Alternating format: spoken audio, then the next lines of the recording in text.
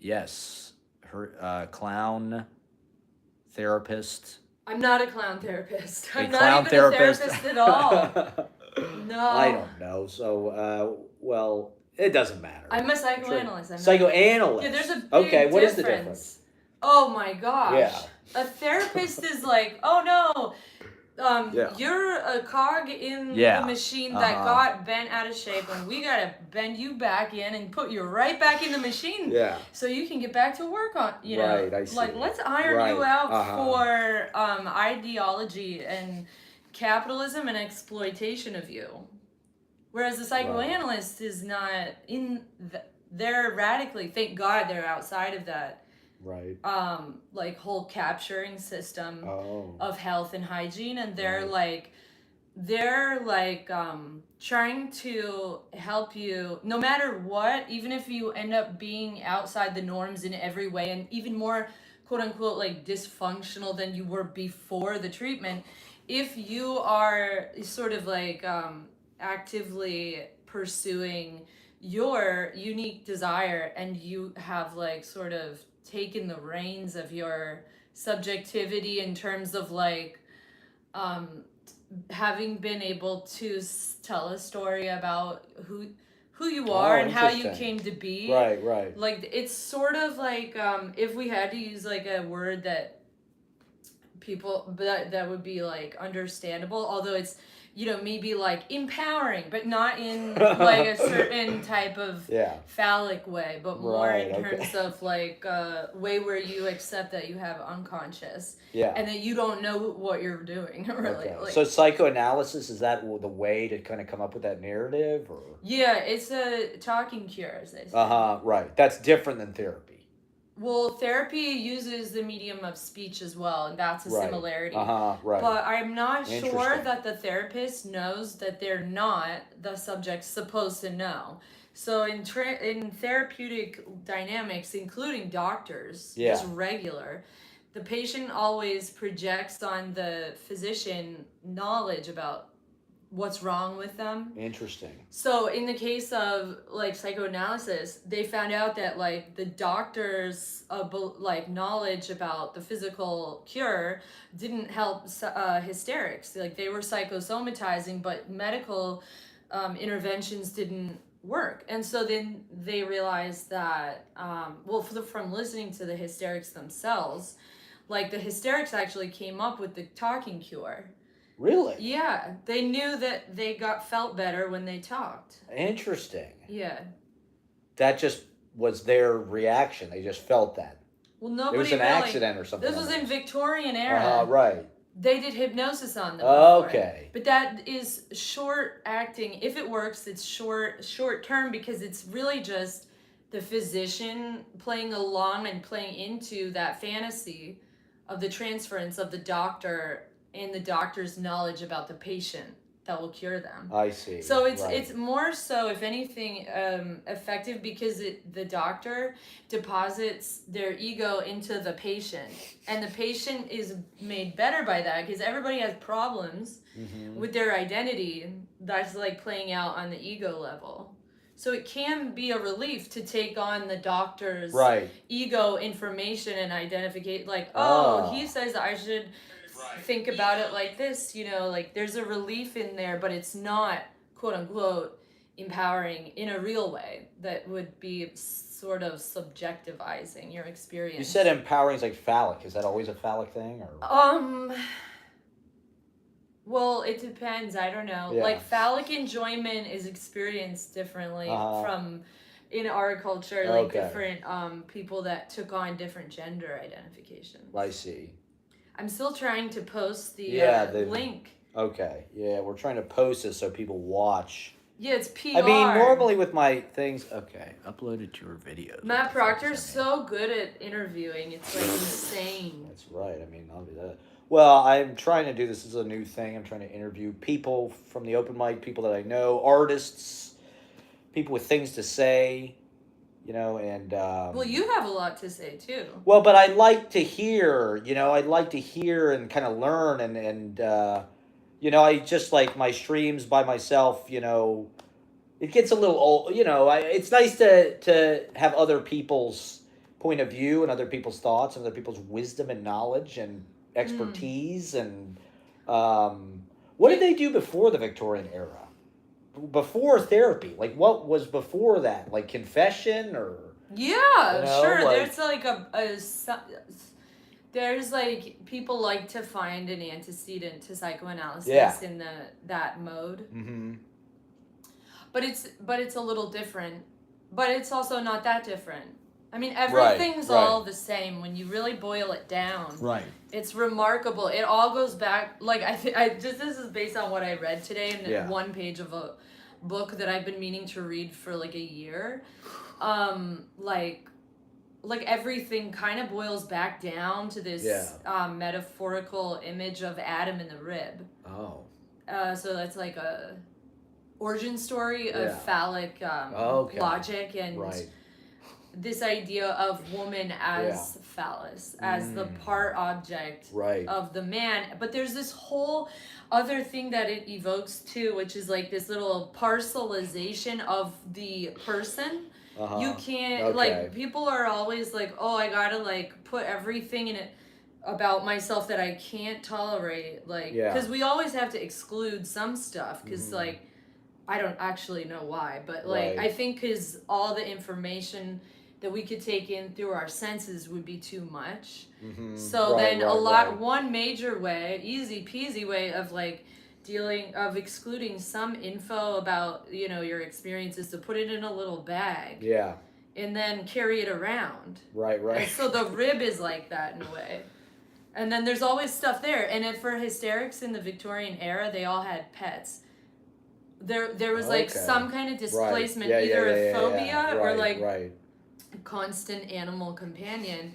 That was the repository for the split off aggression and hostility. Like they, even like positive aspects of the ego could be deposited into the pet. Right. Where it's like, oh, I get everything from my cat. Like the cat loves the mid-century furniture that I had to buy him for his kitty litter box. Yeah. And then they do stuff to the cat, by accident. I see. The cat's like a projection of themselves or an extension of themselves, or you said it's like a bag? Yeah, it's like a to-go bag. So you for all the stuff they don't like, or you have to have it nearby. they're displayed. Yeah, I see. But you have So to you're believe using it's it. not you. Uh-huh. And we do that. That's just all we do, really. It's like That's all. That's like a human coping mechanism. I don't know if I would say that it's a coping mechanism. Well, yeah, it's Yeah. everything. It's so overdetermined. It's like so. Mm-hmm.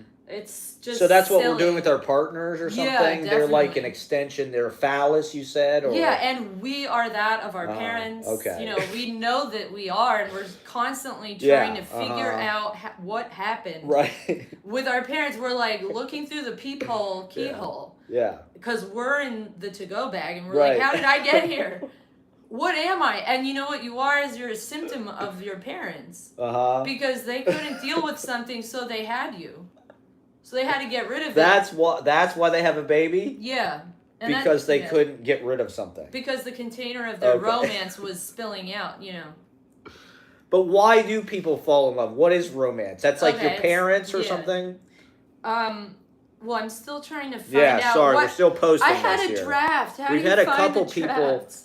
Oh, shit. Like, it was going to be a good... I should have just wait a minute, go started back up to over. the top. Did you go up to the top? Well, it should be like... I'll get rid of that. Philly Clowns. Yeah, it should be at Yeah. the very top is the drafts. Oh, Yeah, see, good. there we Okay. go. We're posting about this while we're doing. We're here with Gwen Burton, Yeah. psychoanalyst At large. at large, Yeah. private, Yeah. detective of the Unconscious. unconscious. There you go. Okay, Link.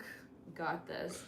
Oh, wait. There was something that I Yeah. was saying that was funny to me. What we were talking about. Oh, what's romance? Yeah, Um... or like it's your parents, or like I know yeah. Oh, thank you for asking. I know the answer. I love talking about it. It's my favorite topic. All right, great. You'd never guess. We need the experts. So. Yeah. Yeah. This is love line here. Oh, it's a good. Oh, This is Gwen Burton. She's a psychoanalyst. We're interviewing. I'm doing interviews now. That's my new thing. So I've got Adam S in the chat. So he was asking. Who's Adam S? He is my loyal viewer. We love Adam S. He watches a lot of my live streams. He's Hey, in Seattle. Adam. He works in a hotel. He's super cool. He's got like kind of a Gen X I DIY. love that. Oh my Yeah. gosh, is he how old? Yeah. I think he looks like Adam Driver. Will he type to us? Nice, I'm He's on my typing. word. He's a proletariat, he says. What's that? If you have any questions for Gwen, proletariat's like he's a working man. Oh yeah, you the know? hotel. Yeah, Does he exactly. work Yeah. nights? I think so. Don't you work nights? Nice hair. Scissors? Yeah, I cut my own hair. He's 38. Adam S. 38. Oh, okay, that's not so bad. And, I'm 38. Nice. All right. When's there you your go. birthday, There you though, go. Adam? Yeah, what's your sign, Adam S.? What's your birthday? I'm working swing. He's working swing. So that's a swing shift. I guess that's maybe between As January if I 21st. could Oh, ever know what that means.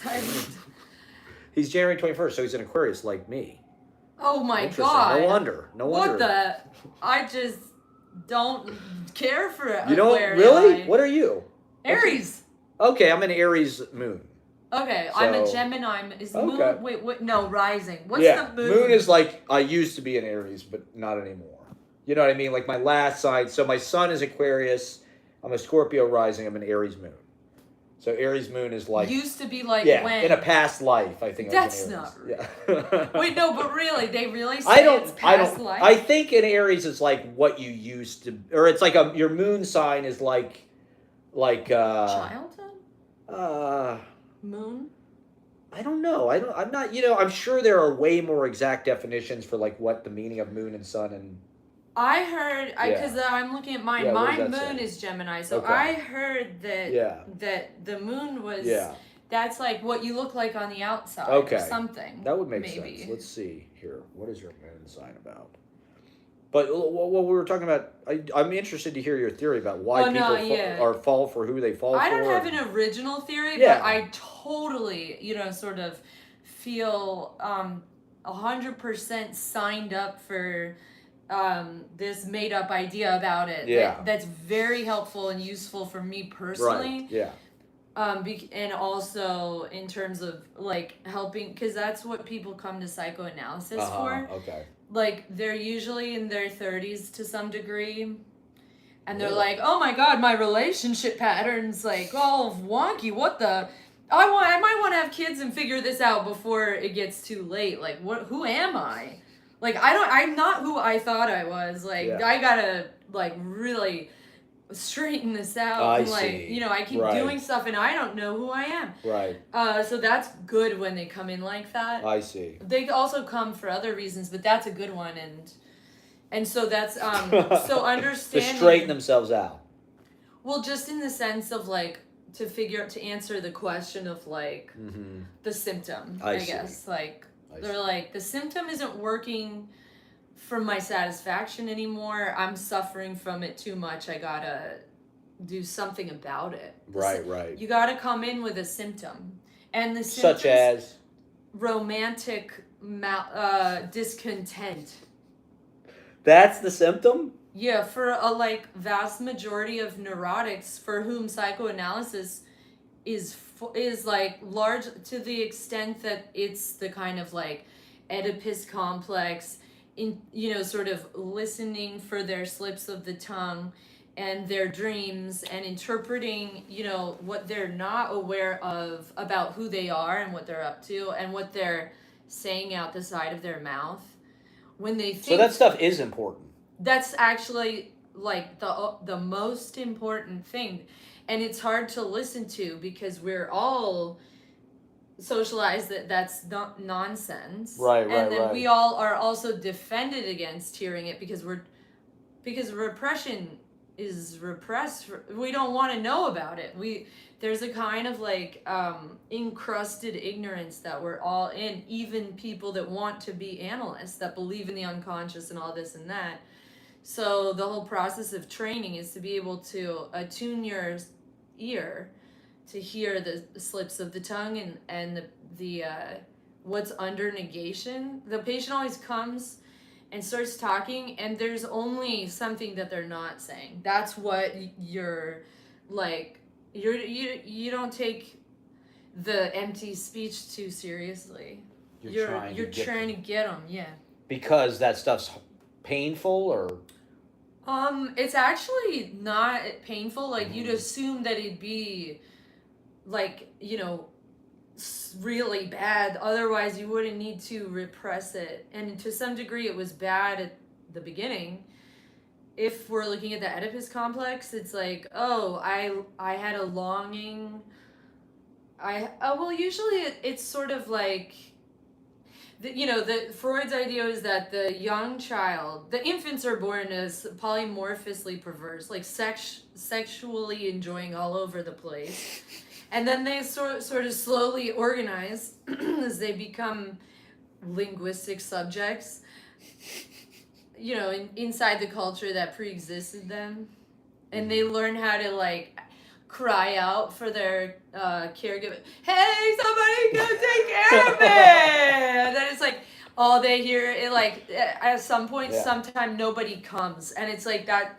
They just like cry, and they hear the echo of like and Freud says in the first paper that really like sort of was embarrassing to him. It was very neuroscientific. What'd he say?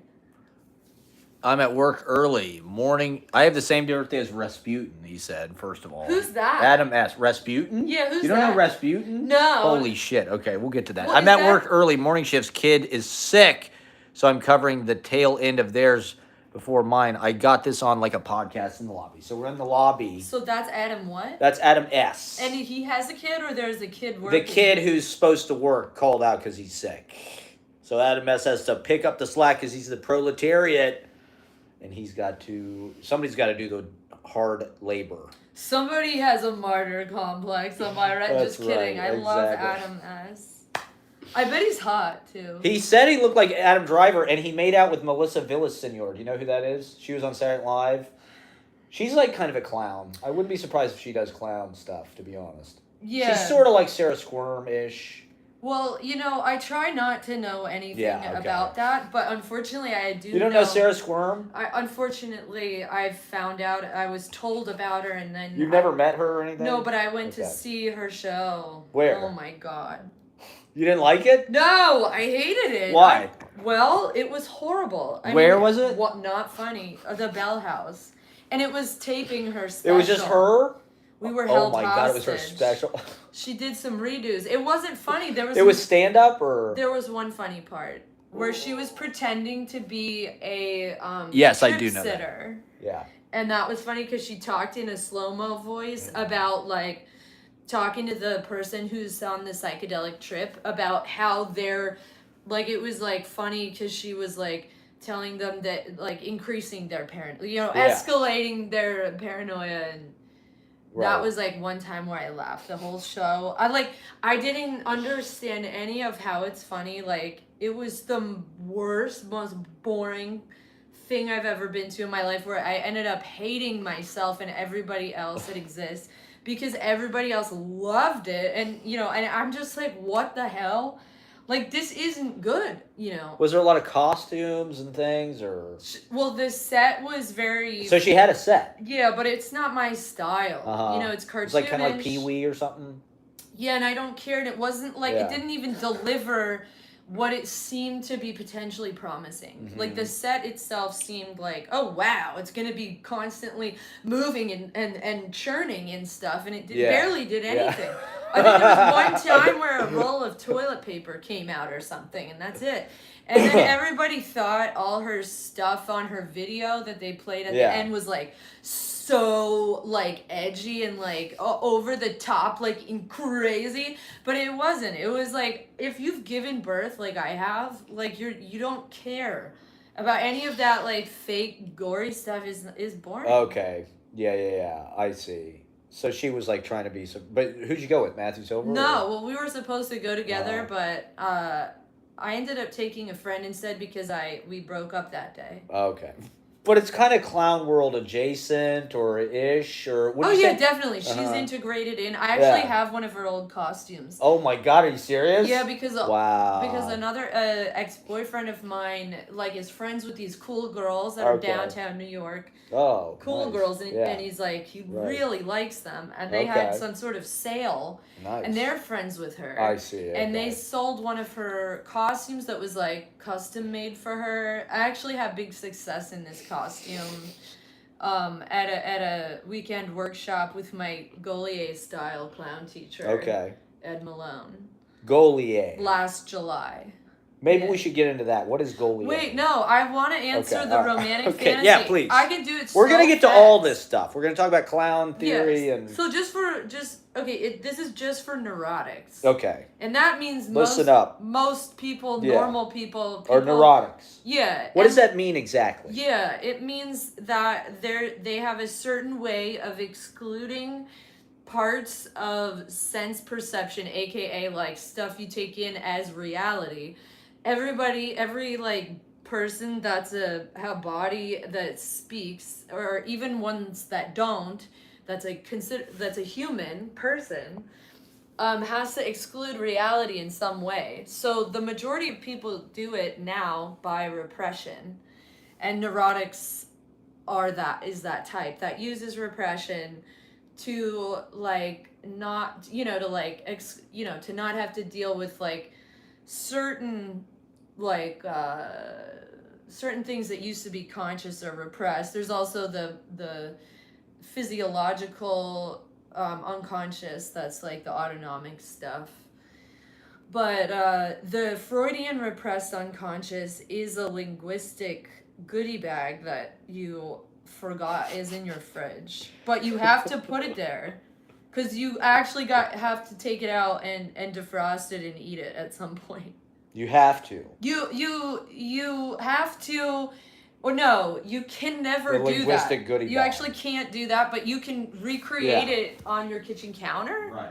And that's going to be the most important meal, potentially, of your life. But it'll still always be in the freezer. I You see. can't I ever see. bring it out, Uh-huh. but you can reconstruct something that's like a close enough version of it. That's called a construction. And that's what you do in analysis. So it's kind of like making it. It's poetry, kind of. Yeah. It's like, what's that dream you forgot? Oh, just if you just made it up, right? Make something up. Like, well, what isn't it? That's a good way. And then you get people to free associate and to make meaning out of these like random ridiculous fragments that come out in behavior and speech that don't make sense. So it is sort of like poetry in the sense that reading poetry and maybe even writing it sometimes, or like sort of looking at what you came out with, is sort of a similar process of like, ascribing meaning and interpretation to essentially just sounds and stuff that doesn't necessarily make sense, or maybe there's some sense, but you're like, well, if this made sense, what would it be saying? Like, so that's a way of integrating the unconscious. I see. Yeah, so the romantic stuff for neurotics, because it's different with other people, and this is not pathologizing discourse. It sounds like that to people nowadays, but this is just all these different types are just this like basic structures of ways of being a subject in the world today that we've identified in the clinic. So we have like neurotics are the vast majority. They repress, their Oedipus complex essentially, and maybe some other stuff. And then there's psychotically structured people, which they don't have an anchoring that the neurotics do, where there's a tie somewhere between the signifier and the signified. That's an artificial tie called the master signifier. For neurotics, they have it.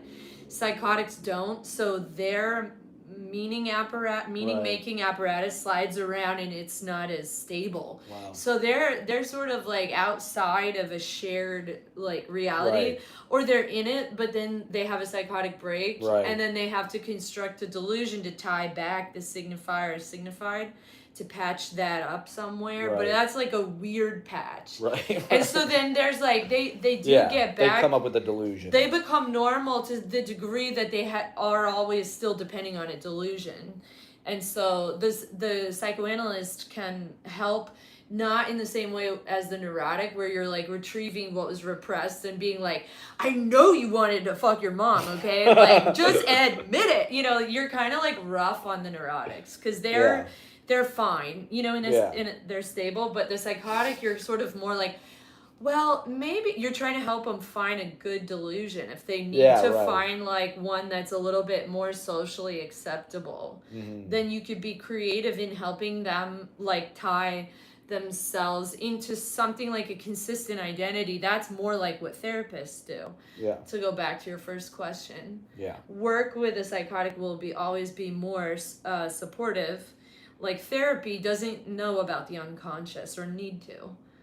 But so psychoanalysis with neurotics, which it was designed for, is like, I don't care about all that stuff you're talking about like whatever, like what is the essential question you're asking about yourself? What's the fantasy that you think you're going to become whole by? And that's the romantic part. That's what romance is. Romance is a fantasy that you're going to become whole by having a certain type of relation with another person that's your like object choice. So it's like, okay, as a woman, and we're all sort of inundated in phallic logic for now, like in this culture, and you could get out of it through different processes, you know, like enlightenment or like, you know, psychoanalysis, or maybe opening to your unconscious and accepting it and being interested in it in some way gets you out, potentially can get you outside of phallic logic and phallic enjoyment, potentially. Although I don't know that anybody ever really does, even when they're like monks and they think that they're like, you know, renunciates or whatever. Yeah, right. So the romantic fantasy is like, so everybody's circling around the phallus, which is nothing but a fantasy, like a sort of, it's like not, you could say it's like, it doesn't exist, but it orients desire or something. So then a woman, so for me, and this was hard to admit, but I enjoy by believing that I'm the part object of the other's desire. So I was always aware that I liked to be objectified to a certain extent, that's what it's like to be thinking that, you know, that you're being wanted, is like, oh, like, so a woman is the phallus, and then the man wants to possess it, but it's not even real. So then the man enjoys the fantasy. I will be complete once I have the phallus. So, you know, and then the woman's like, I love being it, you know, for someone. Right. And it does gender. It's like you could still have this fantasy on both sides. Although they're not both sides of anything. They're actually asymmetrical. So they never match up. And that's what people get upset about. But like, if you just accept it, then you could get to a better social bond besides romantic fantasy. Because the courtly love romantic thing, that's one of the worst types of bonds that humans could have. It's very dehumanizing and it's lame. Yeah. It could be instrumentalized for fun and enjoyment, but it's not as real as like the one that could be beyond that fantasy of like what you're gonna get out of it is like a brotherly bond. You know, like we're all bros. Yeah. We're all bros and there's no dad, actually. Even your dad's just your bro. And we love each other through that way of like acknowledging that we're all the same size. You know, and that we all have important differences, like and uniquenesses, but we're all, there's no like actual hierarchy. And if you really can come to see people that way, I think that's the most important thing of social life that you can have. The romantic thing is like so lame. Right. But you kind of have to go through that in order to realize that that's really what you're up to, and that you actually enjoy it is hard to admit. Because you don't want to be that kind of dehumanizing person. Right. So I mean, is it just a result of like your trauma and you're projecting, like your parent? No, I mean we're like Yeah, Freud was yeah. like, oh yeah, we're all traumatized, whether it really happened or not. It's almost like Mm, worse if it didn't happen, because it's in your unconscious, in your right. fantasy, and then it's so subjective in a sense. We're all Yeah, traumatized right. by the essential alienation of ourselves from our unconscious into the goodie bag. That is traumatizing, like Yeah, in the sense that you don't have all of what you came like with, but that's also a fantasy of yeah. the idea of the Right, goodie bag is right. itself a fantasy of like a prior state of wholeness. Hmm. That's like, oh, it's like, it's kind of lame too, like it's like, Yeah, I used to be in the yeah. Garden of Eden and it was Right, great. right. Now it's not my fault, they took it from me. And it's like, it's just like you Yeah. had to be castrated to sort of be in language and Ah, excuse me. bless you. So that's something that Yeah. just happens when you're a kid. It's inevitable when you It has acquire language. Yeah, it has to do with language. Uh-huh, right. Yeah, it organizes experience and yourself Uh-huh, and your right. body. Right, right, It right. gears into you through these Yeah. different like areas of the body, like that stuff comes in and out of, like the holes of the Hmm. body. Oh, wow, Yeah, yeah. Your from mouth, the day one, your and even when ears. you're in the womb, you hear Hmm. language and Right. you're arriving into this thing that is like very mechanical. It's not even Yeah, like a human thing. It's like right. language, culture, law, Yeah. all that is symbolic, exists as like a weird hypothetical. I mean, it's like Yeah. it's but it yeah, it pre-exists us. It's almost like a robot kind of, and it turns us into automatons in a way. Like we're Yeah. we're sort of like fed scripts, in a Right. way. Like it's not entirely overdetermined It's a because virus. you take it in though. You're Hmm. responsible for the way that you took it in and what you did Yeah. with it. Hmm. So that's why Freud said there's a choice of neurosis. You Mm. decide at some point that you're gonna solve some kind of like intensity by repressing things. Mm. Everybody made this choice. And that choice makes you who you are. It becomes who you are, so you can't even see it. Right. It's just like, yeah. So you're making that choice, but it's not necessarily a conscious choice per se. No, it is a conscious choice. Uh-huh. I think that's what's cool Yeah. about what he says. He Yeah. says it is, and Uh-huh. then like because it turns into the structure, like the raw material that creates the self, Yeah. it's repressed and forgotten. It's like the process of building becomes what's built. Mm. So then you have to go to psychoanalysis to find out what that was, because you did choose it at one point. I see. And so, but you can't see it inherently because Right. of the mechanism through which that became you. Mm. You can't see the fish in the water. Right, right, right, right, right. You're the fish, Yeah, and yeah. you put the water in the tank, Right. but you can't. You didn't know what. You Yeah. forgot You're what just in water it. is Yeah, now. you're just in it. Yeah. It's just part of you. It's like, yeah, it's just your. It's not a good metaphor, but I Yeah. think you know it. Yeah, I think, of course. Yeah.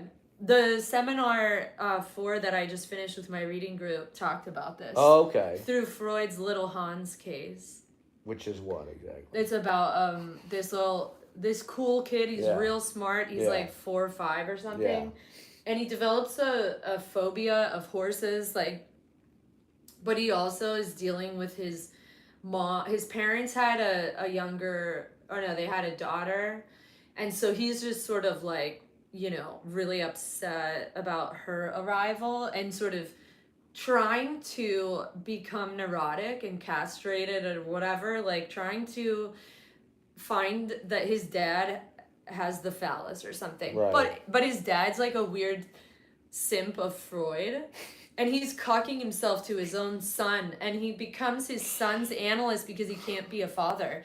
And Freud is like the guy that's called in to serve as like God the Father in the distance from on heaven.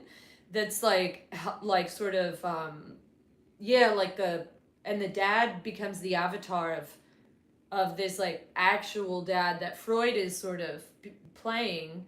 So the kid has a chance to become neurotic instead of like using the phobia to prop himself away from being the mom's partner, because she is sort of like a free spirit, and like, you know, she's naked in front of the kid all the time, and like having him sleep in the bed with her, which Right. like I would also have done Right. and probably do and am doing all Yeah. the time with my son. Yeah. But thank God I decided to become a psychoanalyst so that I did not, like, you know, take that past I see. age, whatever, like to That's where bad for the kid to do all that, or I would never have known, that it was because not. the discourse Yeah. about it is so like whatever, like Yeah. sleep and breastfeed for a million years until they're 10 million years old. But like, Yeah. actually, separation is important. And it's important at a Why? specific age, Yeah. so that a person doesn't live under the umbrella of the mom's Right, identity right, and right. subjectivity their entire life. Right.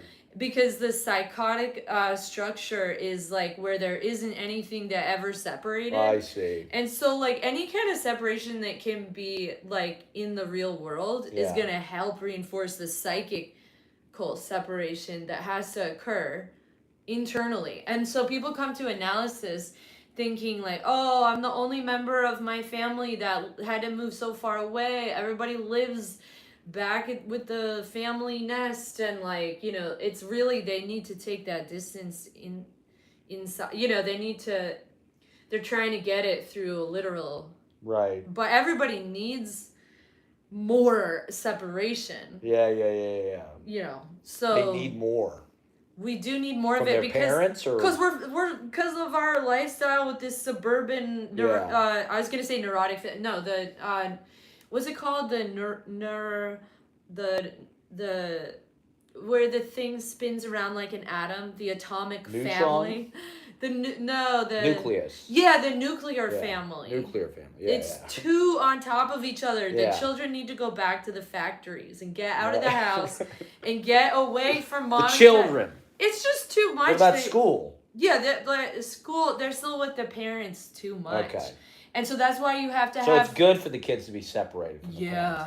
parents. Get them with the grandparents. Like, get them away from the parents. The grandparents is good. Yeah, that's good. Any community member. Why like, is that bad to have them around their parents? Because they get too attached? Well, it's a little sort of disgusting to be Uh-huh. like constantly with these two people Yeah. that like had sex to Right. make you, and then you like grew up with them and you want to fucking kill both of them because you're so upset that you don't get to be involved in that like romance, you know. You're like, but mom, like, you know, I you know, my son was a couple of years ago, he was like, Mom, you know I want to be your boyfriend, right? You know, and I'm like, What is the purpose of that? Why does the kid want to be killing the parents and making sex with the parents? well, the killing part is to deal with the envy of the one that has that's big, Right. you know, the big man on Yeah. campus dad, Right. you know, like gets Right. to hook up with mom. Yeah. So he's So got to we're go. jealous about that. Yeah. For some reason. And there is a like there's Yeah. a complementary, Uh-huh. you know, there's all of it on both sides. Uh-huh. Are there men who are in love with their dads and want to kill their moms? Everybody. And there's women who are in love with their mom and want to kill their dad? Everybody, and it's all both. You know, and good luck if you're like Yeah. me and didn't have a dad, because then you're even worse off because you didn't have any support. Yeah, then in who the do you real want to world. kill? Okay. It's not about, it's Uh-huh. that you then are more neurotic because you're more invested in this, like, in these fantasies of like it was really hard to face the fact that like I had a moment of self-recognition that was horrific, but I think important in 2023, late 2023, early 2024. So it was this sort of like weird period of a lot of this sort of like hitting me in the face where I was like, oh my God, my entire everything is so that I'm just still, so that my parents who are still out there in my unconscious imagination, and to some degree it's sort of true. Like, mom and dad won't recognize me unless I still look like a little girl to them in a Okay. way that, so I realized that Yeah. my selfhood and my way of being in the world was like a honing beacon Yeah. for the real guys to come in and be the fantasies that I'd sort of like clung on to, Right. so that I could be neurotic, you know. But I never, and so then, yeah, that makes you do dumb stuff in the world because you keep thinking that maybe it's about to happen. Oh my God, my dad just, the one person who would ever understand me, the one person for whom it's so important for me to, you know, sort of like be desired by, that I never had this, like, you know, sort of encounter with. Now it's happening, and this random person who's DMing me in a very terse way that I'm reading into, like, all this insane stuff. It's like I'm just constantly believing that is right about to happen, and it feels so sickeningly good and also nauseatingly, like, nauseating and giddy, just this simultaneous, like, flare up of that. And I think all neurotics have some version of that where you're like, oh my God, it's about to come true. Like, and so realizing that was like sort of like like a fantasy where I was like hobbling myself into little girl sort of so that I would be seen and desired by them. Because they didn't know, I'm like, oh, they like didn't see me grow up, so they have to recognize me. Right. Yeah. You have to do something that's like familiar to them, or I don't know. I just had that idea, and that helped me get over. Yeah. Like, it helped me turn that neurotic, like, nausea and giddiness. It helped me see myself, to put it that way, and it made sense with certain things I remember thinking and having in my daydreams, like when I was a kid and an adolescent, of like, I'd be so upset, and in the car with my adoptive mom, and I'd be like, somewhere out there, my biological father, he's still alive, and he is the one that knows me, and he will understand me, and like, I can't wait to be with him. Right. Like, I just, you know, that'll be the perfect union. Whereas like other people that had their dad that they believe was their dad, they're like, oh my God, my dad, like, you know, I could never get him, or it's like, oh, he was a pervert, you know, and it's like, okay, so it's like, you know, either way, you're sort of like not cool until you realize the way that you've invested in this like fantasy that you use to dehumanize other people that you encounter. Okay. To believe that it's right about to happen. Oh my God, that guy, it's my dad. He's the one that's going to give me that fulfillment. And it's finally about to happen. So you're just kind of using these, you're projecting it on them or something. It's not something they can even fulfill. And nobody can fulfill. Why are we so patterned by that stuff, though? It's like the stuff that happens to you before you're 5 years old just sets everything. Because suburbia, it's two on top of each other, and monotheism. We don't have enough support in the natural world by having personified and subjectivized like the elements of the natural world through paganism. Well, it's I didn't really know, like, ever. I don't think I would have had this thought, but it was in seminar 3, and maybe it was starting in seminar 2. This is Lacan, a Freudian analyst that like tried to like re-Freudianize the field of psychoanalysis in the 50s, 60s. Well, starting in the 30s, but then going until he died, I think in 81. He said that he made a big deal about like the shift to monotheism, and said that like part of I think what he's saying is that like we didn't need neurosis versus psychosis so much, because everybody had a sense that, you know, whatever their family circumstances were, that there was a father support things in the natural world that they believed was real and that they experienced as support. So there were less, potentially, like, you'd think maybe less psychotic breaks, because when you put it all on one dad guy, or one God, that's Yeah. too much to Right. For one little one. bond. It like breaks easily. Yeah, I see. And so everybody has horrible daddy issues. And Everybody. well, yeah, Yeah. and this is because of, it's not anybody's fault. It's because men, you don't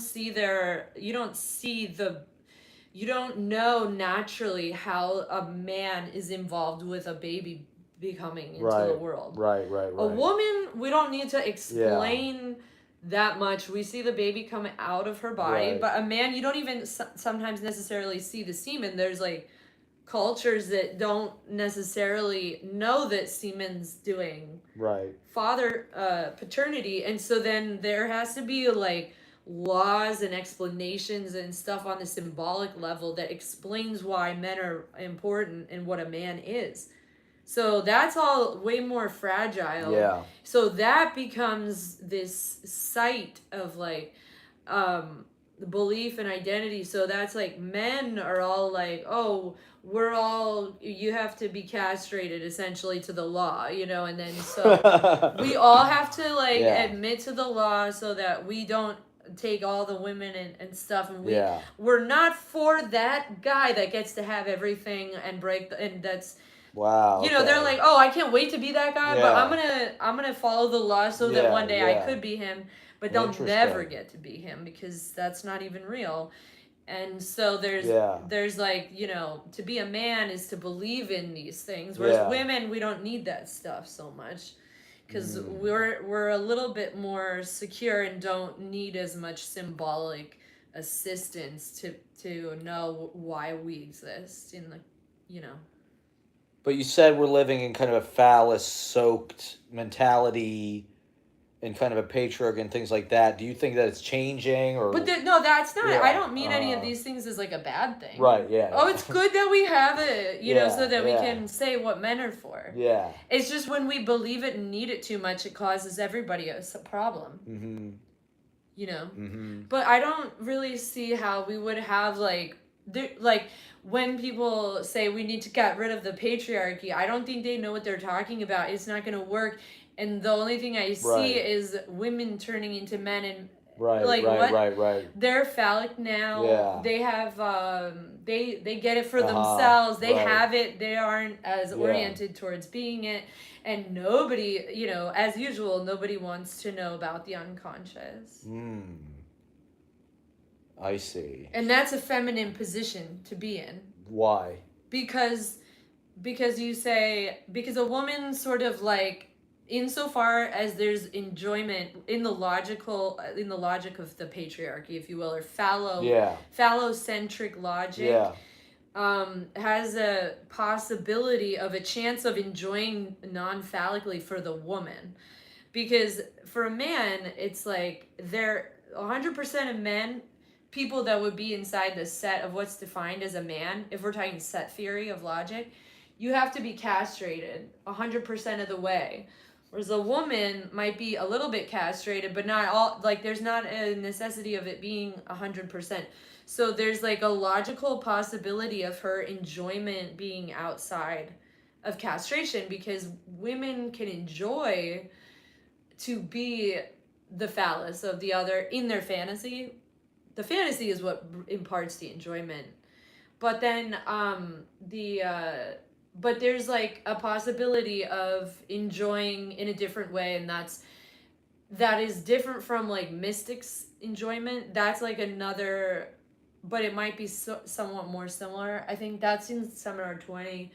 There's like the mystic who says, I don't know what happened, but it affected me. Like there's a admission of a not conscious, whereas a man that believes he's a man is identified with the ego, and there's no unconscious. It's like like I am me, and and this is who I am, and there isn't anything else. There's like a very delusional possession of the ego as it, and you have it, and you know everything. Whereas a woman, usually it manifests as like, my body, like part of me is expressing itself in my body and I don't know. Like they're more sort of like Right. they don't take their ego so as Right. seriously, Right.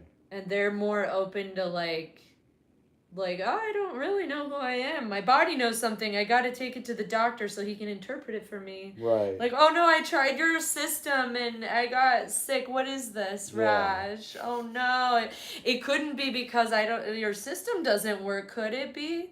So hysterics are cool because they're like critics, you know. Mm. But they're cooler when they can take ownership of that. What is that hysteric? What is that definition of that exactly? That's just like. That is a fantasy of completion that is like what I said, I am the part object of the other's desire, Okay. the big other's desire. Right. I enjoy to believe that I am the phallus of the big other. Right. Like, Dad, no. Yeah. Yeah. Oh, Dad, I'm your penis. Like, Dad loves me as that, or I don't know. But also, it's another Dad, I'm your penis. and yeah, you gotta separate yourself as that and see yourself as having your own desire as a full-fledged subject too. But you could still enjoy that way for fun. Yeah. You know, but that's the essential question of the hysteric is, believe it or not, as silly as it sounds, am I a man or a woman? Oh, wow. Yeah. Mm-hmm. Because there's this like confusion. Yeah. Because of the way desire is structured, you identify with the other's gaze. In our culture, in most heterosexual fantasies, that's the dad or the man. Right. So you look at you look through his eyes at whatever he's looking at, and you're like, so you're both a man and a woman insofar as there's a triangulation or even a square. I don't know how big it is, but like, you know, there's this thing of like the classic hysterics conundrum is this thing of like, I want that man and he's not like, you know, he's not desiring me. He's actually looking somewhere else at that other girl over there. Yeah. Or the other lady. And I got to look at her now and find out what is a woman and what do I have to learn from her to be, because she's the only real woman and their love is the only real one that could ever be. So I'm on the outside looking in through this like sad window of like, who is she? Yeah. What does she have? I gotta learn how to do my nails like that or something. And everybody, I mean, I know exactly what that feels like. And by the way, men are totally different, and I never knew that. Yeah. Until I started finding out about it. Yeah. Well, I just always assumed they were kind of just like me or something, but different, but like basically like me. Right. But they have a totally different thing that I never could know, which is they're afraid of being the object of desire. They're afraid of being in the woman's position. And they feel that like anytime a woman or a girlfriend desires them, it reminds them of when their mom threatened to, like, you know, consume them, metaphorically speaking. Oh my God, I can't get distance from mom. Right. She just wants to eat me up. Like, and then I'm never going to get to be apart from mom. Right. So I'm never going to get to be a man or anything. So they like, they're so fragile on that, like, on that fence of like, mom's about to eat me or I'm going to get to be a person. You know? Yeah. So it's like there's a lot at stake for them, but of course we know it's not real. Yeah. So then that's what I couldn't have ever imagined that, because I just didn't even have anything close to it with my moms. Yeah. And dreams are like what? Some kind of leakage or leakage is such a good way of looking at it. But they're truthful. They're telling us what? The unconscious, or it's a disguise. It's wearing a disguise like a cartoon. But they don't really lie, you know, or like it lies because it's disguising itself because it has to. Like, you know, the symbolic that has to do with your desire that is in your like repressed goodie bag that you like, that you're invested in your entire conscious will to not know about, Yeah. is there. Like you it in your dream, it's like, ooh, I'm gonna get to go live like, but I have to wear a costume. Right. So it Right. puts itself in the Ah, clothes okay. of images Right. that you saw that day before. Ah, interesting. Yeah, that crossed through your mind, Yeah. or that you saw. There's another relational aspect to dreams where, like, the most symptomatic dreams happen through, like, relationship, like where Yeah. the dream's almost being addressed to someone. Right. In my own analysis, it was to my analyst for a while, and then Wow. in the last couple years, it's been addressed to the boyfriend I was having on and off. So I would only Okay. dream and remember my dreams when he was like sleeping over. Really? Even one time he slept over, we weren't together, but he slept over in my like living room Yeah. to crash. And I dreamed that night, and then he left, and I had to tell him the dream like before he left. Wow. And then otherwise I never dream anymore. Really? Yeah. So it's like a way to communicate to the other person, or It's like well, no, it's that the symptom always Yeah. leaks out Oh. in an interpersonal context Yeah. that supports Right. whatever it is about yourself, Right. that you're in, like this sort of like neurotic fantasy of like, oh my god, it's close at hand. Yeah. We better get this Right. coming true. Yeah. So it like starts leaking out these symptoms, and hopefully that's happening with the analyst. I mean, it has to. So the job is hard because for the Yeah. first bit of it, they're just like spinning their wheels avoiding doing that, and then you Right. have to sort of like, you have like a whole bunch of keys that you're sort of like trying different keys, like, well, is this gonna work, is this gonna work? Yeah. And then finally there's something that you say and you don't know, it's improv. Uh-huh. Then there's Yeah. like something that you later come to know was the turning point, because after that it's just symptoms, being addressed to you, like projections onto you about what you're thinking, what the dreams start getting really obvious. And of course it's like being trained to listen to for these symptoms, and for whatever, it's easier to hear them than they're, because we're not under Yeah. the same force of repression that they Right, did on I themselves.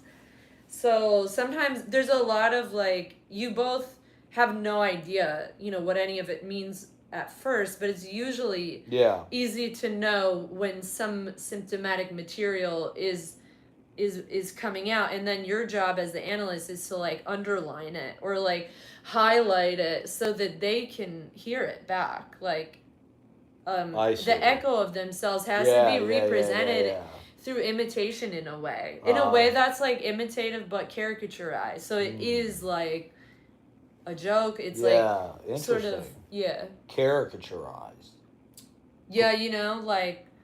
like you kind of force them to hear it by being weird with it, like disorienting them from what they thought they were saying, while also saying like, you did this, you said this, like, face it, bitch. Right. They don't, they're like they're not gonna hear it easily at first. Is this interesting?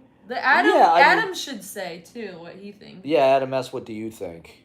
I had a troll in the comments. I don't know who was. Oh, who was it? Oh my god, what some they guy say? had like private name. It wasn't even his real name. Yeah, what was he saying? A lot of the people who get on just get on to talk shit. Yeah, but I love that. Like, that's my favorite thing. I love trolls and talking shit. Like, he was saying that I fidget with my hair constantly. And what do you say about me? He retracted all his messages. Wait. I don't think he said anything about you. He said, what did he say? What does he say? What is the name? Private name 5405. So private name 5405. If you're still there, I want to be friends. So just give a signal, and it's safe to be here and troll me. Yeah, troll exactly. me and Matt Proctor. We can take it. We like it. That's right. We're tough. We're not afraid. No. Of you. We're hardened. Yeah, be your worst. Yeah, just try it. Give us what you got. Your bad exactly. self. To bring it on. motherfucker. I will pwn you.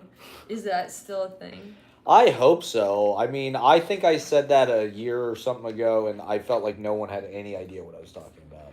Pwnage. You know, that was a pretty hot piece of slang in like 2007. I don't like this slang now. My Yeah. son knows all of it. Punk and looks maxing, and what's he saying? What's the new slang for? I forgot because Yeah. I can't absorb it. He said it, and Yeah. I'm just like, there was something really upsetting about the sounds, and I was like, I'm sorry. I please never say this again. Like, Yeah. Was it like internet slang, like looks maxing? no, or- that I know about because I Yeah, it read was the some other, entire incel yeah. Wikipedia one day when I met my first incel. Okay. A live streamer in Yeah. Washington Square Oh Park. yeah, was that who was that wizard guy? Remember that guy? No. Yeah, it wasn't that guy. It was a different streamer. It was a young man, Yeah, okay. and I just didn't know about them, and so he was Yeah. the first one He, that I he called encountered. himself an incel. Yeah, and He referred to himself as an incel. I think so, and he was it was in 2020 and not Okay. or like late 2020, maybe early 2021. Yeah. Or maybe even fall of 21 at the latest. Yeah. And I didn't know about it, and I was with Yeah. my friend who's a couple years younger. Mhm. And we encountered this person, and he was like live streaming, and he was so mean, and he was so in his like logic and his whole narrative and his ideology. Yeah. And I was like, I'd never encountered it before, and I Yeah. was like, oh my gosh, Yeah. like, oh, you're poor kid, you're wrong. That's not. This is like ridiculous. Oh, come on, I'm a woman. Like, he was like saying stuff, and I'm Yeah. like, that's not what we think. Like, come on. You That know? was Washington Square. Yeah, and it was like during He pandemic. was talking, or He was in the middle of a live stream, and so Okay. he was talking to us, Yeah. and then, but he had the thing, and so we were like, what's up with that, Yeah, or whatever. yeah. And then he's like, aha, live stream, say hello to my friends on my live stream. And then he probably had thousands of people watching. yeah. And there was something about it too that really upset my friend Yeah. that we had been on his feed. I didn't Oh, care. I thought really? that was cool. Yeah, right. Because I don't know any of this. All this I'm Yeah. like please, Please. film me. Yeah, yeah. Like, thank God this is happening right now because it's so exciting. Yeah. Yeah. Now this guy, Be live. the troll guy, Yeah. knows who I am. Yeah, right. I don't know how these guys get so many viewers. I've been doing this for years. I literally get I know. 30 views, 40 views. Oh, let me explain How? it to you. Yeah, Because they please. have this like very alluring victim mentality, Yeah. you could say, where it's like, not my fault. Yeah, You know, uh-huh, like, yeah, oh, yeah. the world, like, Yeah. the father of the primal horde Yeah. is the world, and I'm just like, oh my God, I'm like, what the hell? It's like a excuse. It's an alibi to not own like anything. I mean, you really have to kill these Yeah. phantom dads that you got Yeah. on your back, or you're hopeless. You got it, and this is not for. How do you do that? This is just for neurotic people. Right. You can't know how you're gonna do it. Oh, Like, okay. I don't know how to explain it. But what is like a phantom dad? What is that? Like, It's an internal tie. Okay. I'm just telling you this what I know from Yeah. my experience. It's an internal tie to like something that you could even recognize as like a fantasy of like your actual dad or like Right. authority or Right. kind of like, oh, the man's beating me down. Like, yeah. it's like you don't have, it's like, oh, like I'm subjected to the whims of this guy, like, and Yeah.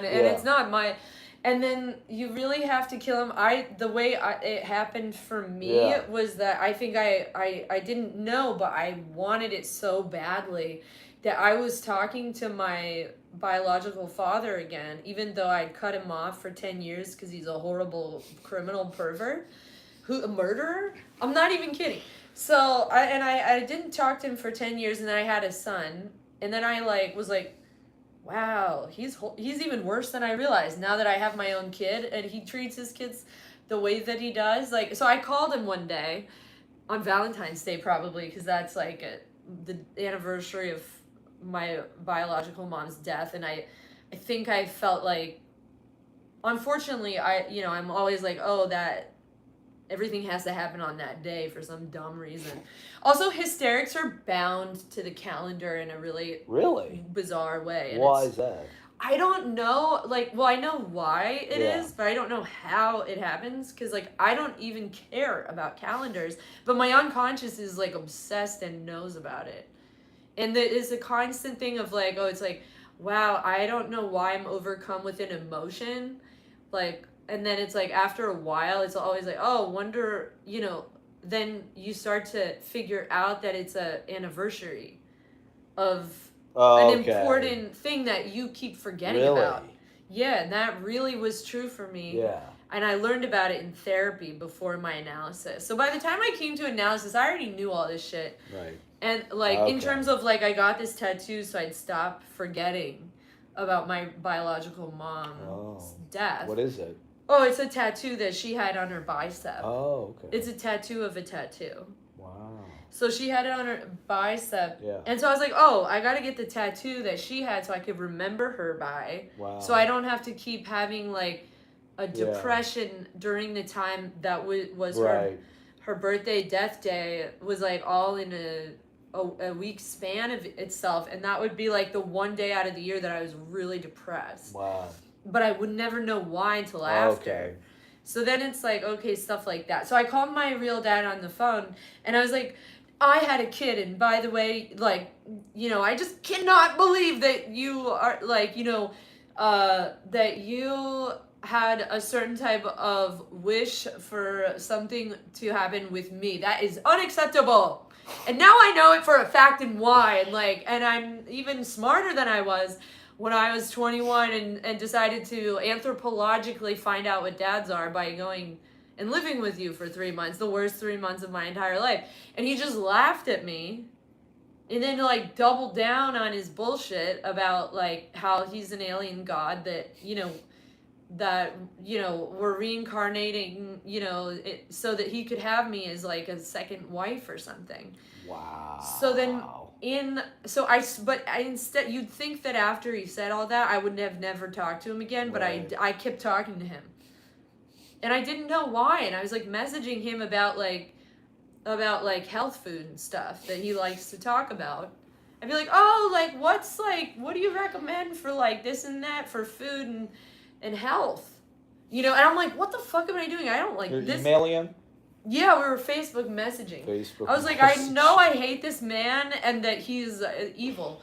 You know, in a way that's so literal that most people, it's like, oh, I think my dad was, like, pervy, but I don't know. It's like, no, he really he really is. But I didn't have to grow up with him or find out until I was older. Right. So it wasn't as baked into me. I see. But I still, for the entire time of encountering him until I went finally to analysis, there was a 10-year period where I was in stasis of a tie towards him that was inside.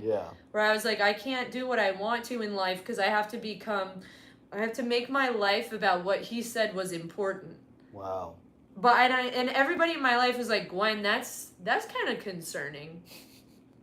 From everything you said about this guy, don't you think you should just forget about everything he ever said and just forget about him and do something else? And I'd be like, oh yeah, well, that's not it. It's like, I just, you know, I'm making lemonade out of, like, the lemon of the idea of, like, what he said I should do. Wow. And I couldn't get out of that tie where I was like, okay, I guess I have to do macrobiotic food for the rest of, you know, and I'm like, wait, I'm getting ill from it. Why? Is this system bad? It can't be. It must be perfect. So I was already symptomatically engaging with, like, his system of mastery. And that's what hysterics are always trying to critique in a really subtle way through their body. But they are also cool and smart, and their critiques are valid. Anyone that presents themselves as a master of something, the hysteric is like, ooh, you think that? Okay, I'm going to do it then. Like, I've been looking for a master my entire life. Okay, fine. And then they take it on, and they do it perfectly, and then they get ill, you know, and they present the symptom. Oh, no, why do I have this? Like, it can't be from your system. Like, what does it mean, though? You know, they're trying to get the master to admit that he fucked up and is not the master. Right. And that he's cracked open and he's also insufficient. Mm. They just want him to admit it, and then that guy's like, I'm not gonna admit it, and then he doubles down, and then they, the hysteric is like, oh, your whole thing is screwed, and I showed you how and why, but mastery still exists. That other guy over there, I see someone in the distance, and his system is perfect, and I'm gonna go do it, and then you could spend your whole life doing this nonsense. So anyway, I went to analysis instead, maybe like in that search for like, oh, that Freud guy, like I loved him, when I was a teenager. I forgot about that. I'm gonna go do that system. Yeah. Finally, I remembered I had a wish to become a psychoanalyst.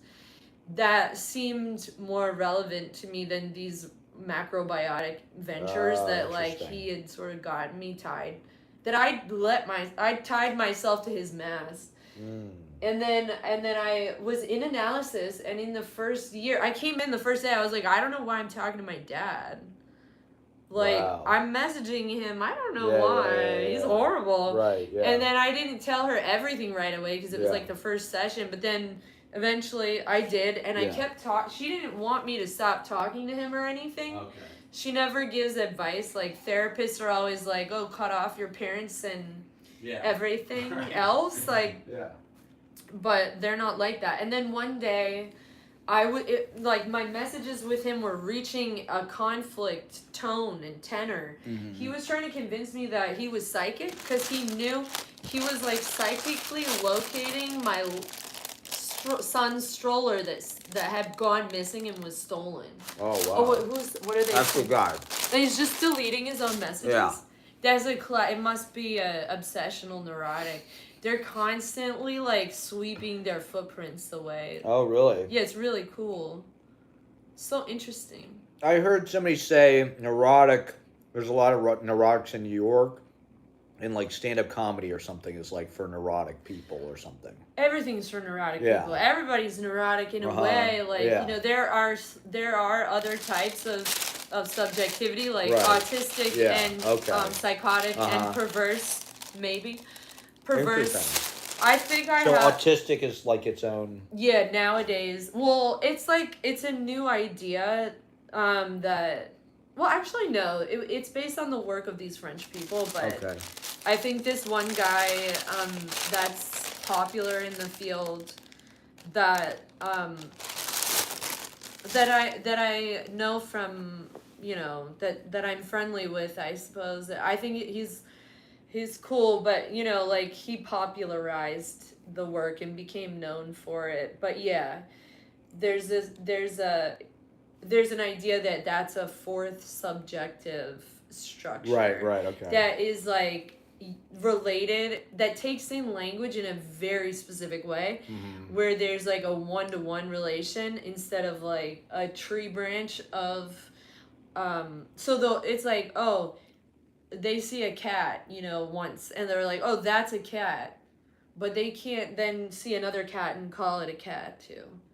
They have this problem going beyond a one-to-one naming of things in the world. So they can build it and become more in. So everybody's trying to like, if you're not a neurotic, you have to kind of simulate it to the extent that you can interact with most people and be in sort of like the social world. Okay. So but most people are neurotic.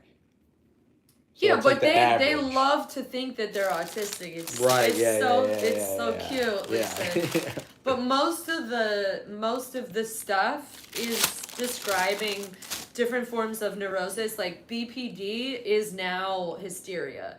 Right. Borderline is hysteria usually. Okay. Certain type of like angry hysteric will be the borderline now. BPD is like other types of regular hysterics. Chronic fatigue syndrome is like, oh, that's another type of way of being either a melancholic or a hysteric, or and then the people the men that we like to use the alibi of autism that are neurotics are obsessionals. Okay. And they are peculiar in the way that they interact socially because of how they're like dissociated from their own desires and their own aggression and their like whatever, Yeah. they displace it into weird like Freud called it a private religion, like weird little superstitions and rituals and magical thinking where they are literally the god of the universe in this like really lame way where they're like if my left foot goes Yeah, here at this right. step then something else happens to Right. someone else. It's like, what the hell? Yeah. Like there's a link there that drops out Right. that we gotta get them to describe so they could stop doing this. Yeah. But anyway, I've talked so Yeah. much. Well, what But I can feel we like get- you have more interesting things. No, to say. that's the point of doing the interviews to hear. But I would just like to tie it into like clown stuff, Oh, open mic yeah. stuff. Oh yeah. You know, Richard Foreman. I know you're. Yeah, and he or, loves this. You know, type any of that kind yeah. of stuff. Just because I feel like that's pertinent, maybe to whoever's watching. Just as far as like, I don't know. Do you think performers or like, does your work doing clown stuff relate to that, or is it a way of?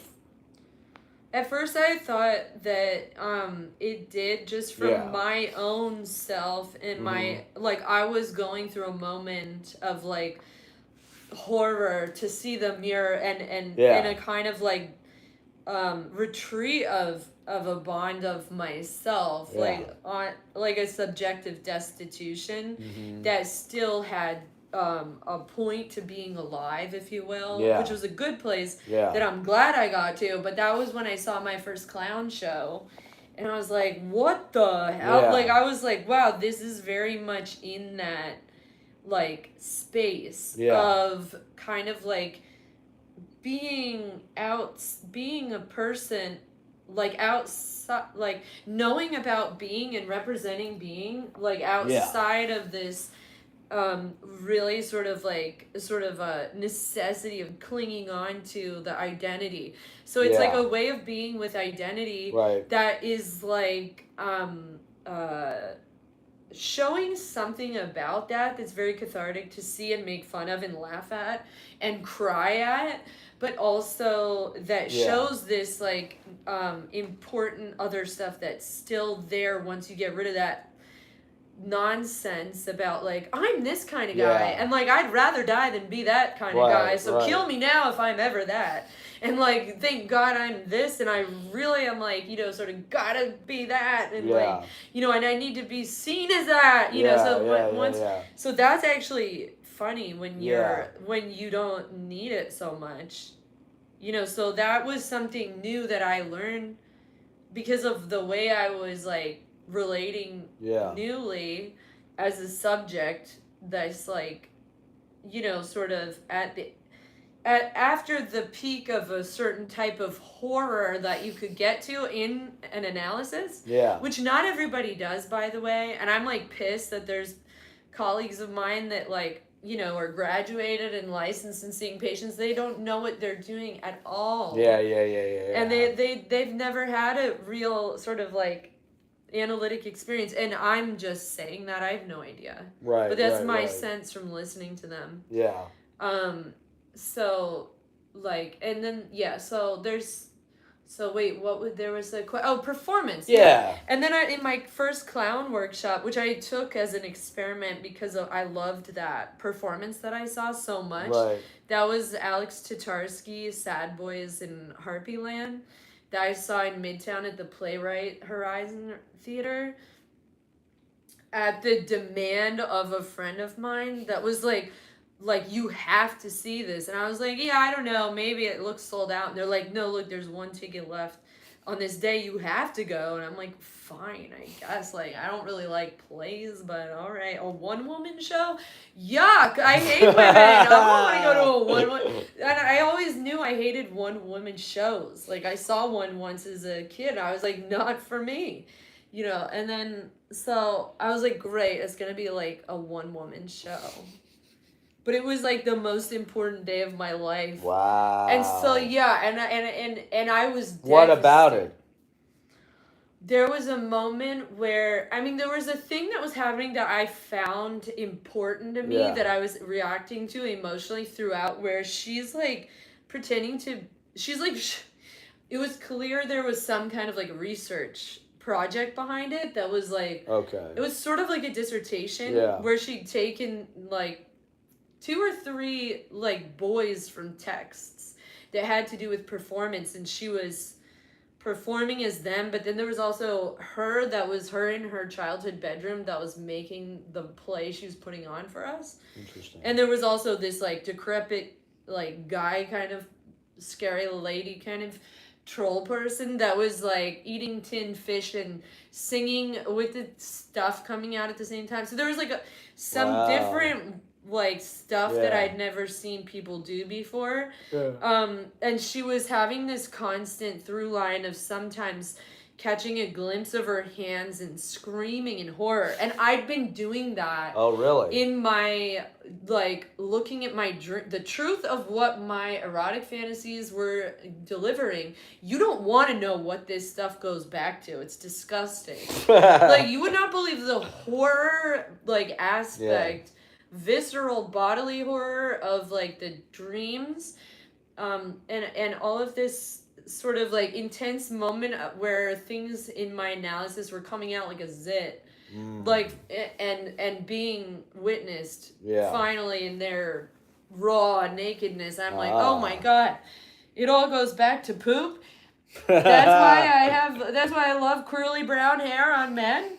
That's why I need to, why it's like, oh, the most exciting thing I'm telling this man with brown curly hair is like, oh, let's meet in the bathroom for a rendezvous. Like, that's because he asked me what my fantasy is, and I'm telling him now that's what it is, and he knows the anal implications, and he points it out, and then he says I'm like a weird baby that's like, pooped their diaper, that's crying and saying that it's their fault while forcing him to witness. And I'm like, oh my god, that is what I'm doing, and I'm always doing. And like, whenever I'm talking, I'm forcing this scenario. And I actually did poop my pants all the time when I was 4 because nobody potty trained me, and I'm just like a poopy like potty trained poop guy. Right. Like, it's all poop. Right, and even right, when I right, think we're not in the poop, right.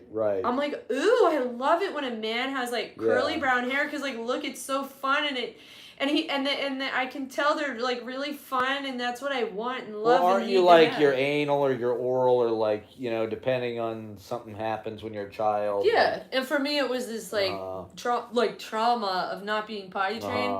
And then nobody really, and then people shaming me for it, with their tone of voice. Right. And I see the lady from 4-year-old class still in my town. Wow. At my mom's holiday parties. Yeah. And now even more, I'm just like, ugh. Yeah. Fuck off. I don't care about you. Yeah. You suck. Yeah, because she used to be like, oh, Gwen. Yeah.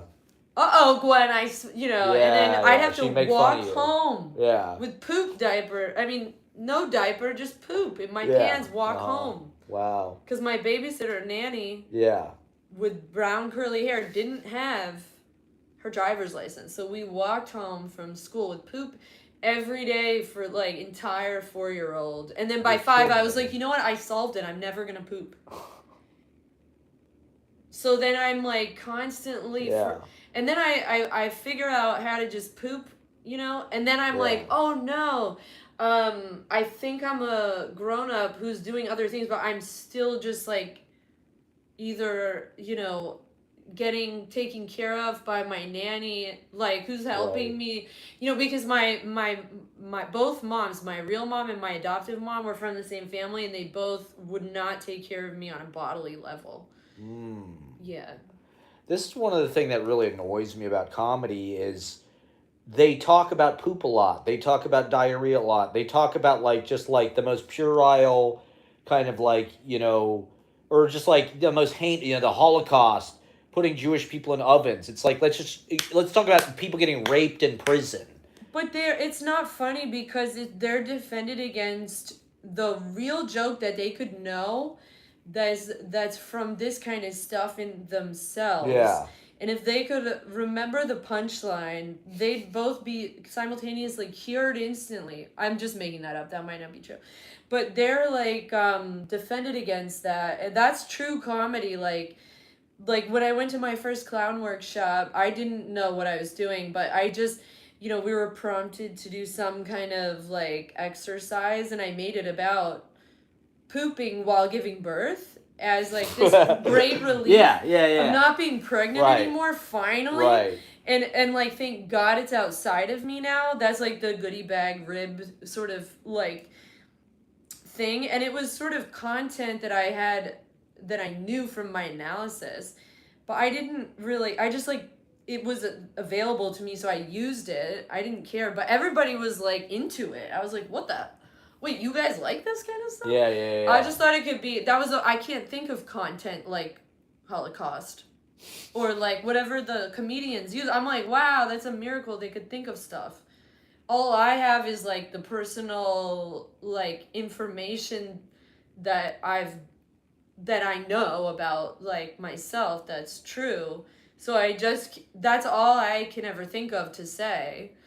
And it turns out that there's an idea about the end of analysis that like the big other has been laughing at you your entire life, and you're this like little guy that's ashamed because the big other in the sky is laughing at you, and that's tragedy as a genre.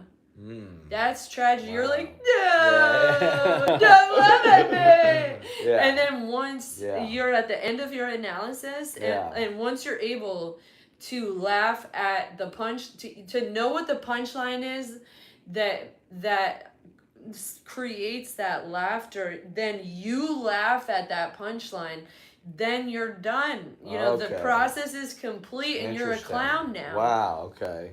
And you could be in touch with what's uniquely funny about you. Right. And you can be being you without needing to make fun of like the Holocaust and other guys and do ideological type of comedy. Well, I didn't mean ideological. I just mean like, no, but it's like you're saying, I think that's what it is like, if you really break down, you know, people's complexes or whatever, it does go back to like poop or peeing or farting or, you know, coming or whatever. These, just like for me, you know, I spent most of my adult life like, it's not that I don't think about those things, but like they're not the most amusing things in the world. Like somebody like Louis. I remember Louis had this short film which was like black and white, you know, it's sort of like a Woody Allen movie or like a Fellini movie, but the whole joke of the movie was like something about him pooping and some kind of fucking, all of the jokes and shit. And it's weird to me that somebody like Louis C.K. on the one hand is like the public philosopher who's like this really mature, like deep kind of soul who comes up with these really interesting, like nuanced takes on shit. But then he's like this man baby that's like jacking off in front of women and shit and making jokes about diarrhea. And it's like, to me, that's kid stuff. Well, he's cool in my eyes. Yeah. I mean, that's cooler than being a different kind of guy. Yeah. Like, I don't know. I mean, yeah, maybe he's a horrible guy like my real dad. Right. Because he's like victimizing people. Why do you think he jacks off in front of women? Like literally none of my business and have no clue. But is that normal or? Yeah, I mean, it's normal. If he really is a pervert, it's hard to say because if he really is a pervert, then a pervert's not that different than a woman. It's just that they want to be the part object of the other's jouissance. So the other's. What is that word? That would be a French word, and I don't know French. But it's like a psychological. It's a form of enjoyment that is also including of suffering. It's like, it's an intensity that, like, for when the pervert, like, you know, makes their victim have it. It's like shame, anxiety. It's not arousal. Yeah. It's an intensity of the body where the person is, like, not actively desiring necessarily. You know, like, when there's desire, there's a kind of, like, intentionality, you know, sort of behind it, like there's more of a kind of like maturity level of it, whereas the pervert's like still sort of like half castrated, so they're still like, I'm mom's penis. They believe the mom still has a penis, and then they're like, I am the penis of the mom, and then so they want to like, aha, see, here it is, but it's not in a cool way where usually if the other person that is usually a woman, it's like a crime. it's like what they're after. They're acting out a fantasy of completion that the neurotic has on the symbolic level. So the neurotic person, like a woman wants to be the part object, aka phallus, or like you could say that it's She the really penis. wants to be that, or that's just society? No. What I mean is she enjoys the fantasy. She enjoys through believing that she will become complete in this way where she believes that she is the part object. She is the phallus of the big other's desire. So there's this like objectification. And it's not that hard for me to admit that I like to be objectified, but I also am in touch with myself as a subject apart from that. Thank God. But that's because of my unique circumstances growing up. I'm very present for myself, and I'm aware that, so it's easier for me to admit to myself that, yeah, I like to be objectified. I want to be.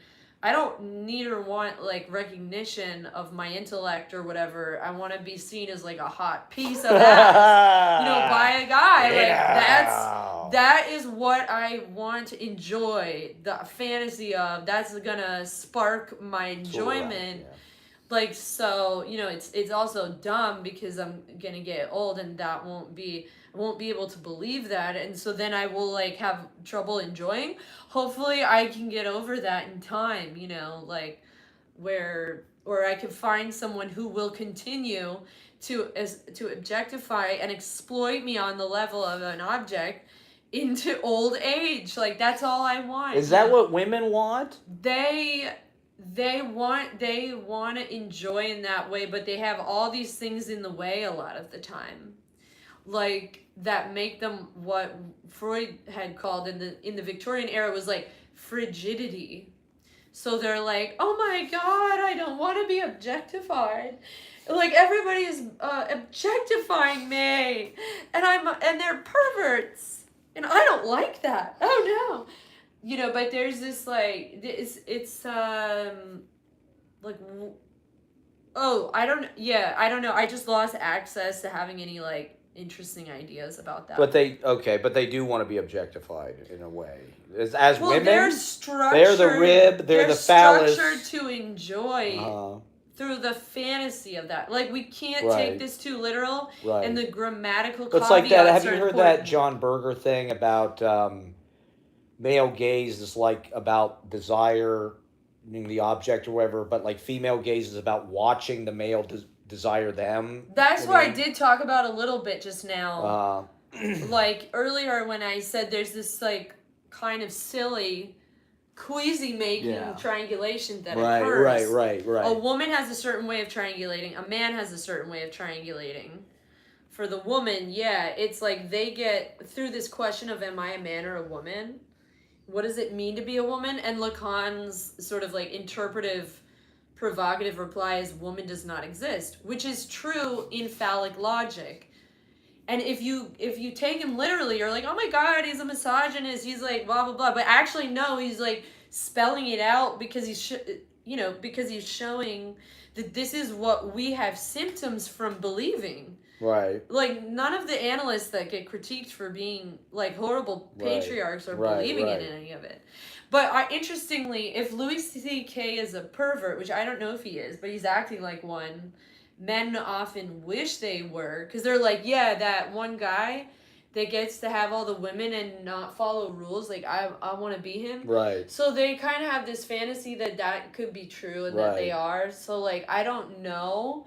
Anybody could be capable of doing a perverse act, even on a compulsive level, but it's unclear whether that means... Do you think it's tied to talent? Like somebody like Woody Allen or, a lot of times these really talented people are also sexual, deviants or whatever you want to call it. Aggressive. No, I don't know. Everybody's different, and you can't diagnose it from our point of view, like as an audience of pop culture. Right. But I would say, like Woody Allen definitely, like sort of presented himself exhibitionistically as an obsessional male neurotic. Right. I don't know what's actually true about him. He's like famous neurotic. Neurotics according to Lacan, Is he castrated?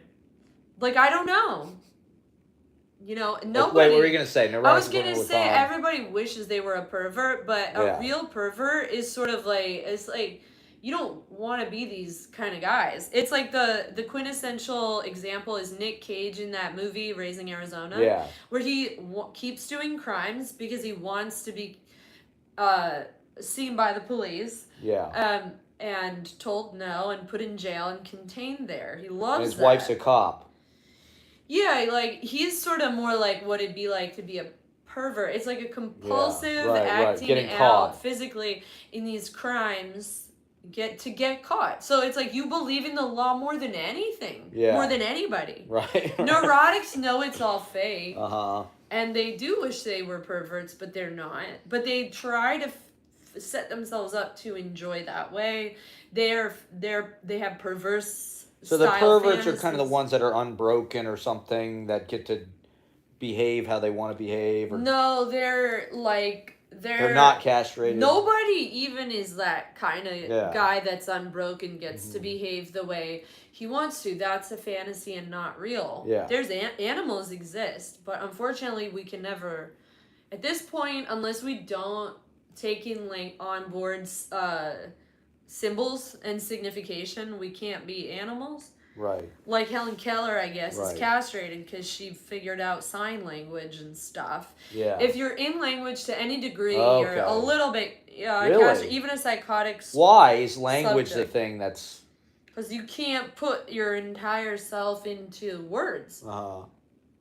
Something gets... So language is kind of like the knife. Or Yeah, something. and they say the superego, it's this moment where you accept that from now on you will speak. So what does it mean to be a poet or a writer or somebody that's just like soaked in that? Or it could mean so many different things, and sometimes it's like a way with language that's beyond phallic logic, that is open to the unconscious, and that is sort of like, you could say stylistically or formally feminine in some meaningful way that doesn't have too much to do with actual gender or biological sex. Okay. However, it could also be an obsessional style defense, like a symptom where you're doing empty speech as a wall against the unconscious to keep it at bay and to keep others from perceiving you and seeing you at all. So like, it could be anything really. Poetry or anything else could be sort of doing something. It's always doing something different for, you know, people are at different places with their use of language. Right. And it's the job of the analyst to know about that specifically, to intervene and help them with their symptoms. Actually, sometimes to get them so that they don't need their symptom and they can enjoy through their body without like these weird symptoms, like these tics or these obsessional rituals or these like psychosomatic illnesses. So people usually come to you with one of those things, a tic or a psychosomatic illness or something that's like actually physically an ailment or something. They all have something like that, but they're just coming and they're because like, I got a problem, I need a doctor. The people I've seen, for the most part, it's all sexual stuff, you know. Yeah. And then they're like to their friends and family, they're like, well, Freud got everything wrong. It doesn't really go back to sex. And then they're literally going to psychoanalysis. And they're like, I can't get a girlfriend. I can't get it up. I can't get a partner that I'm happy with. I hate people. Like, I'm doing stuff in my relationships that I don't understand and that are not making me happy. I'm not deriving satisfaction from my life because I'm obsessed with what's happening in my dumb relationships. What the hell? Why am I doing this? You know, and then you're like, oh, it's like, you know, you don't say this, but if you did say something true about it, you'd be like, well, it's about, you know, there's something that you're not accepting about your sexuality. Probably, something in relation to that'll be stated uniquely, related to family, like these incestuous things. And then if you ever point that out, like, because they're always talking about it. If it's repressed, it's always still coming out, like, compulsively, and they can't hear it. And you're like, oh, well, like, obviously it's like you know, you are recreating this dynamic because you're hoping finally you could get to be like a man instead of like this little boy that doesn't get to fuck his sister or something like that. And then they're like, no, that's not true. No, and so it's like, oh God, we have to get to where they hear what they're saying. That's a whole process. So for clown, just like with poetry, could be a defense against the unconscious, and that's inherently unlikable. Nobody likes it. You can't even look at it. Nobody can pay attention to it. It has that. There's an effect. I feel like there's an effect of this kind of symptomatic stuff that really isn't good for performance. Why? Because it's doing something defensive, and so it's inherently disconnecting. Right. You can feel when someone's poem, perhaps. Yeah. Maybe I could be wrong. I'm just making everything up. This is all fake. It's just knowledge.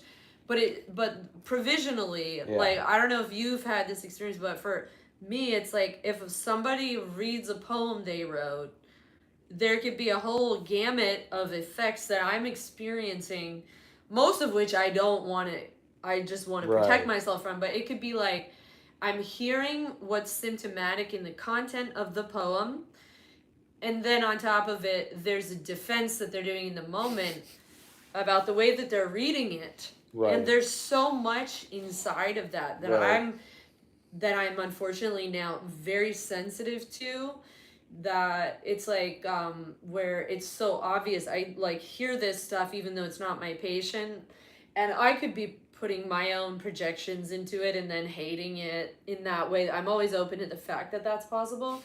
But often I'm aware that like other performers have a different, like it's different. It's sort of like I am inside of their truth.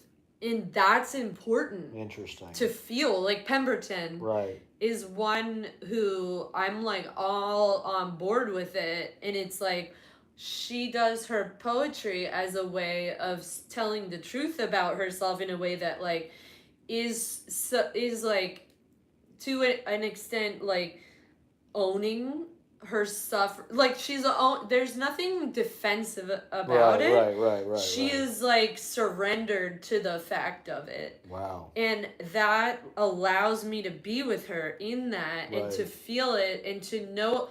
Like, insofar as I can't ever be Pemberton. Right. Or really be, like, inside of Pemberton's subjectivity. Right. She's giving me this gift of, like, presenting something that I can touch. Because I'm there for it. And then she is giving it. And then it's, like, the most important thing in the world, I feel. So there's, like, this irony of like the art can be the container for like a defense that I hate, that sucks to encounter, or it can be sublime vehicle for a bro to bro kind of bond of like, this is who I am, this is what being is, this is the truth of being as it is for me.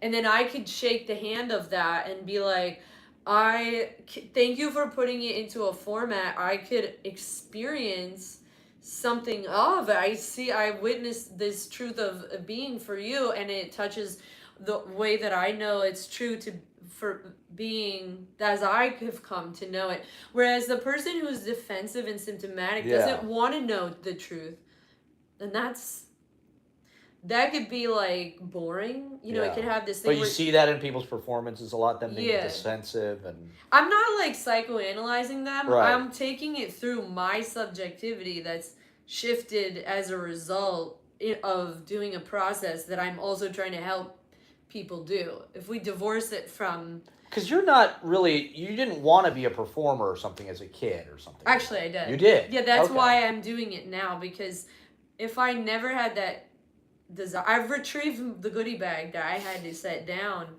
in the bathroom at one point. But that was like a puberty related event that referred back to that other earlier sort of experience of incontinence of the body. There's a speechless horror in relation to that. And when I got my period for the first time, that I just, there was like, it was like, okay, I'm fucked now. I can't do anything. Basically I just was I was just like a hot mess. Like all I could do was just survive the walking down the hallway, like blushing. Like anytime a guy would talk to me, I'd like start shaking and dissociating, and I couldn't speak, and my heart would beat so hard, and I could gonna pass out. It's like, what is that? Like, it's also exciting. And I couldn't talk in class forever. So it was like psychoanalytic training helped me be able to start speaking in class without having this overwhelming panic attack style intensity of my body, like with these alarm bells. And so slowly but surely I became able to speak, and then speak in front of the group without totally disintegrating and avoiding it. And then I became able, eventually that was like the first step back to oh, I wanted to perform once. I had a clown act and everything. As a kid? Yeah. Really? Yeah. I would tell my mom, call the neighborhood over, I'm ready to, I want to dance for them tonight. You're kidding me. How old were you? Latency age before puberty. Okay. And you dressed up like a clown? Well, that was one of the things I would do. Uh-huh. I had a clown act with big overalls, and me and my best you wear friend makeup? Katie. I can't remember that part, but we had, for our clown act, which had a chair and 2 chairs and a string, and I can't remember the choreography, but we had oversized Gap velour overalls. But I also would just dress up as Peter Pan, every day, for 2 years or whatever. And I was Peter Pan. We were method clowning. That was I did the crow sound perfectly. I am still Peter Pan. And then I was also Pippi Longstocking at one point. That was riding at that edge of oldness, that it was almost embarrassing. But it was embarrassing that I'm still doing this dress up stuff. But I'm just doing it. I'm sorry, I'm Pippi Longstocking. But you didn't do it for a long time, though. No, I did, as a kid. But after that? Well, I got puberty at 11. Yeah, okay. So I was still... I see. So then I was fucked. And then, I I still had this desire to perform. I was going to acting classes. Really? I was the favorite of the acting teacher at the Really? Scam acting place. Where was that? That was in Norwalk, Connecticut, in an office building, and it was called John Robert Powers. We all I know had a that... Scam acting teacher, too. Was it John Robert It was Powers? Richard Mason. But was he associated to this system? He was stealing a bunch of camera equipment from people and selling it to buy drugs and male hustlers. So he was just his own... But he had an MFA from American Conservatory Theater in San Francisco, and where Denzel Washington went, and Annette Bening. See, everybody's And in Columbus, Ohio, that's oh my God, this guy's an acting fucking guru, This guy's just as cool as Louis C.K. as I'm hearing about it now. I'm that's yeah, he was fucking great. cool. He was great. He knows. He never ripped me off. There's not necessarily anything bad that happened. Yeah. I love Richard Mason. I support his acting class. He would do bad shit with women. He'd be like, if they couldn't do it or couldn't get the emotion, he'd be get in your underwear. But he was gay, so it wasn't a sex thing. It was more just he would do these really radical, he'd be okay, you're not exhausted. Run to McDonald's and come back and then do the monologue. See, he was a Gaulier-style clown teacher. Yeah, exactly. It was so traumatizing. Why, though? It doesn't have to be. That's why. He was just kind of homeless and reckless. That's really cool. That's the perfect acting teacher for me, because it wasn't some responsible MFA thing that cost shitloads of money or some Shakespeare in the Park intensive thing. It was this guy's homeless. He's stealing people's camera equipment to buy cocaine and he sleeps in the park and shit like that. Sounds like a really straightforward guy. Like, everybody's doing that shit on some level, but at least it's like... All of his acting classes were at the library. He'd get, like, a meeting room at the library, and so you'd have, like, your commercial audition class or whatever. That's all there is in life. Yeah. Everybody's just... They think they're at the penthouse suite of the corner office in the glass building, but they're not. It's all just... Your office is at the library and you're homeless in the park to buy drugs. Literally, that's all there is. Everybody's doing it, but they're not aware that they're believing stories about it being something else. Yeah, right. Being some super important, credentialed, hoity-toity. Yeah, but it's like the Yale Club or something. But he had a credential, so it's fine. It's like everybody fine. You could get a credential and learn stuff. It's possible to learn things.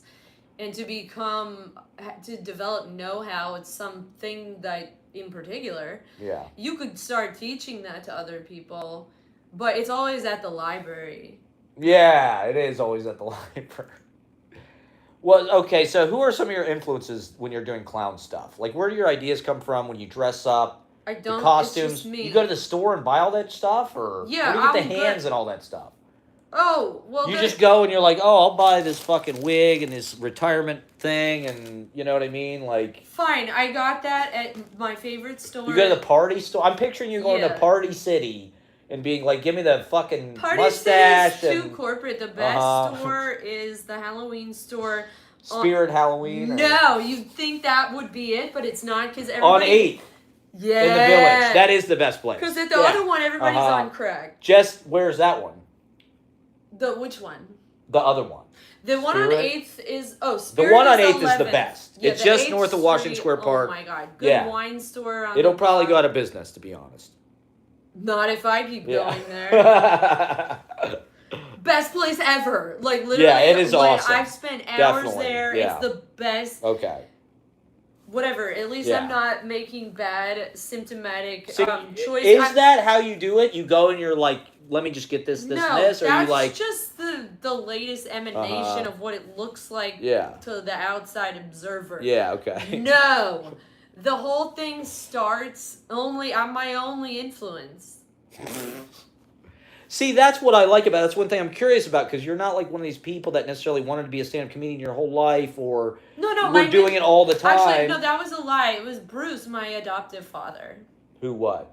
My adoptive father, Bruce, is my influence for my comedy. That's the simplest way of stating it, but it's not... It's like my enjoyment of him and what I felt was our shared sense of humor. His sense of humor, as I saw it, that I can now explain, but I didn't know at the time. So you like him? Yeah, he's cool. He wasn't like... There were moments where I was like, oh, he doesn't pay enough attention to me to care what I do. So he's not enforcing like any kind of expectation or a rule. So I'm aware that we're just like bros in the same house. Like, and I wish that there was a dad. Like, you know, like, well, what would it be like if it was like my dad? But like, I also didn't want or need that from him necessarily. But we did like each other in a way where we would watch Jackass together and be like, oh, like, this is what we like. Close the door so that mom doesn't... I don't know. I don't know. I haven't really thought of it. Probably not. Because they're like, my understanding... Yeah, in a way, yeah. But like... I mean, yeah, it has to be. But I don't know. Right. It's... Yeah, it's showing something... It's showing something about what it's like to not take your identity in your body so preciously. And that's like, I don't know, I just remember me and him just loved it. Like, we couldn't get enough of it. Like, we were just like, you know, that was like the lifeblood that, you know, and his wife, my adoptive mom, she just has no sense of humor at all. Although I've seen her laugh, but it's not from anything that I think is funny. It's usually from things that I assume she's gonna hate from her point of view. But why do you think sense of humor is so important? To me or to... Either, just in general. Oh, well, you know what Freud said? It's like it's a way of encountering the unconscious without needing to be dressed up in clothes in a Halloween costume for the dream. Like there's a way in which Yeah. it bypasses. It's like another disguise or something, kind of. Yeah, it's a symptom. It's a symptomatic expression. Like a joke is cloaking unconscious material. Like the slip of a tongue is a joke. Yeah. Right. Like the analyst interpretation creates laughter. We know it works when if it has an impact on the bodily level, whether that's like you feel punched in the stomach or like you feel suddenly different in some way, like I got a surgery on me suddenly, but it's like and now I feel more free. I got this cast off finally or something like that. But it's like right. Laughing is a response that happens all the time in analysis. Sometimes the patient, patient is like laughing, but I'm like, wait, what the fuck? Where's this? Is this funny? And I asked him, I'm like, wait, sorry, I'm like, because one of them. Yeah, that's what it seems to be. There's a connection between like psychoanalysis, stand-up comedy, and like I don't know, Jewish identity or it's all in it's like Freud's joke book, jokes and their relation to the unconscious. Right. That's a real book. Yeah. Oh, yeah. It's important. That was a joke.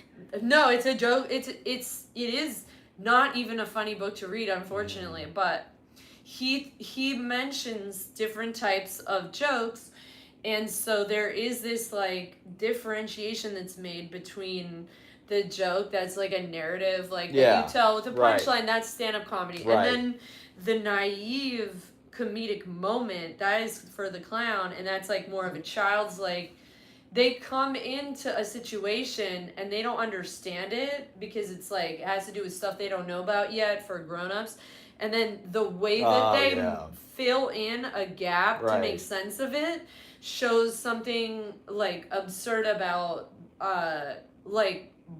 taking yourself as a person that possesses knowledge that's so silly, like George Bush, like stuff he said, like where he says stuff by accident, but there's a kind of. You think that's all Freudian? Naivete. Well, there's this contemporary Lacanian thinker called Alenka Zhupanchik. She's a Žižekian, so like people are more familiar with Zizek than Lacan, even though he's really just sort of like a mouthpiece for Lacanian point of view, which is great because guys love like him, because he's another obsessional where all his books, he's saying that he's just avoiding writing Pemberton's poem. Yeah, Oh, interesting. Well, yeah, he writes about movies or whatever. No, he's writing important things in a way, but it's displaced onto the culture instead of being directly about the self. So that's why I would say there's a difference between Zizek. Applied psychoanalysis is always wrong.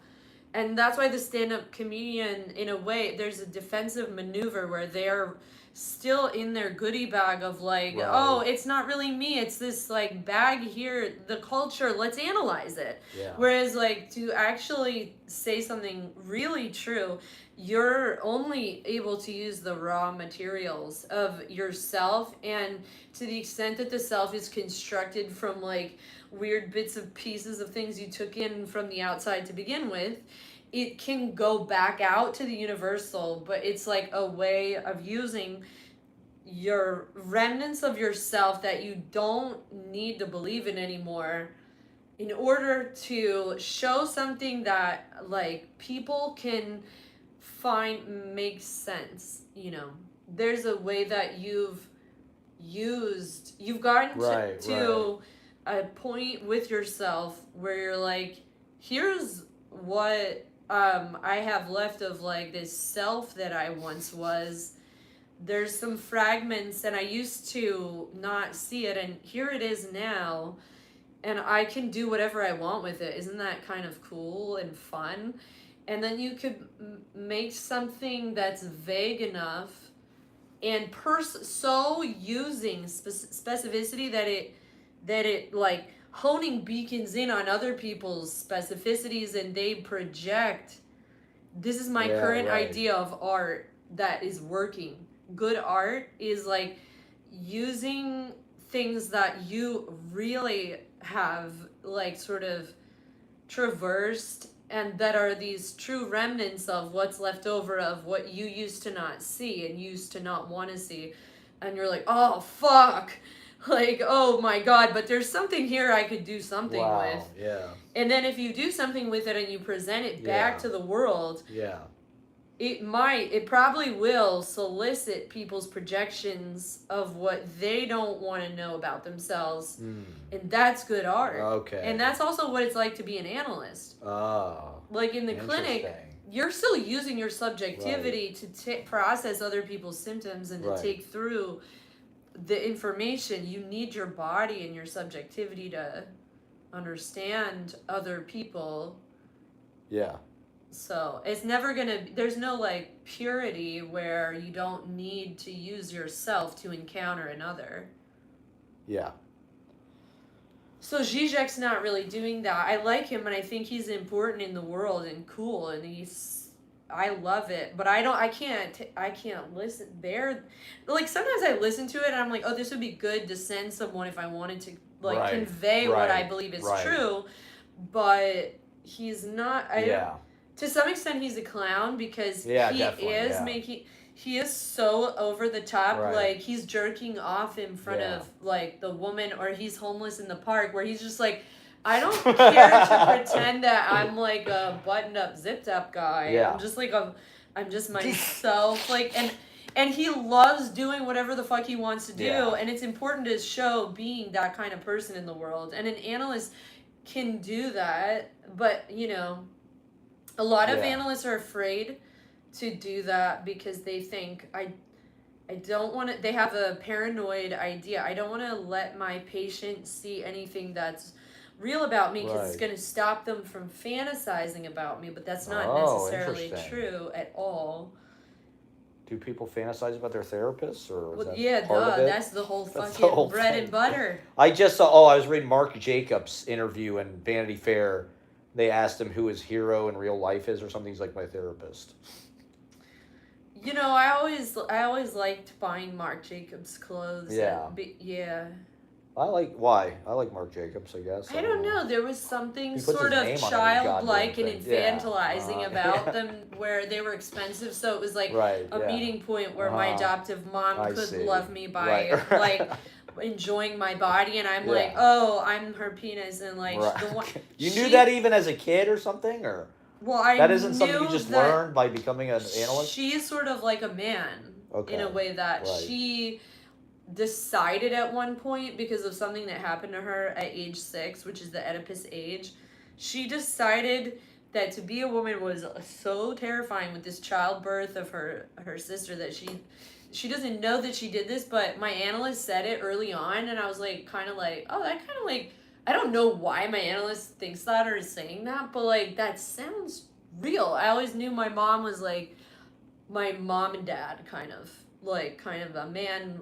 She liked to, but she was like socialized and believing her identity as a woman, but she is not like a woman in the sense that she does male style defenses. It's like, well, if a woman's asking themselves, am I a man or a woman, unconsciously all the time, it's like at one point at age 6 she decided, oh yeah, I'm a man actually, fuck that other thing.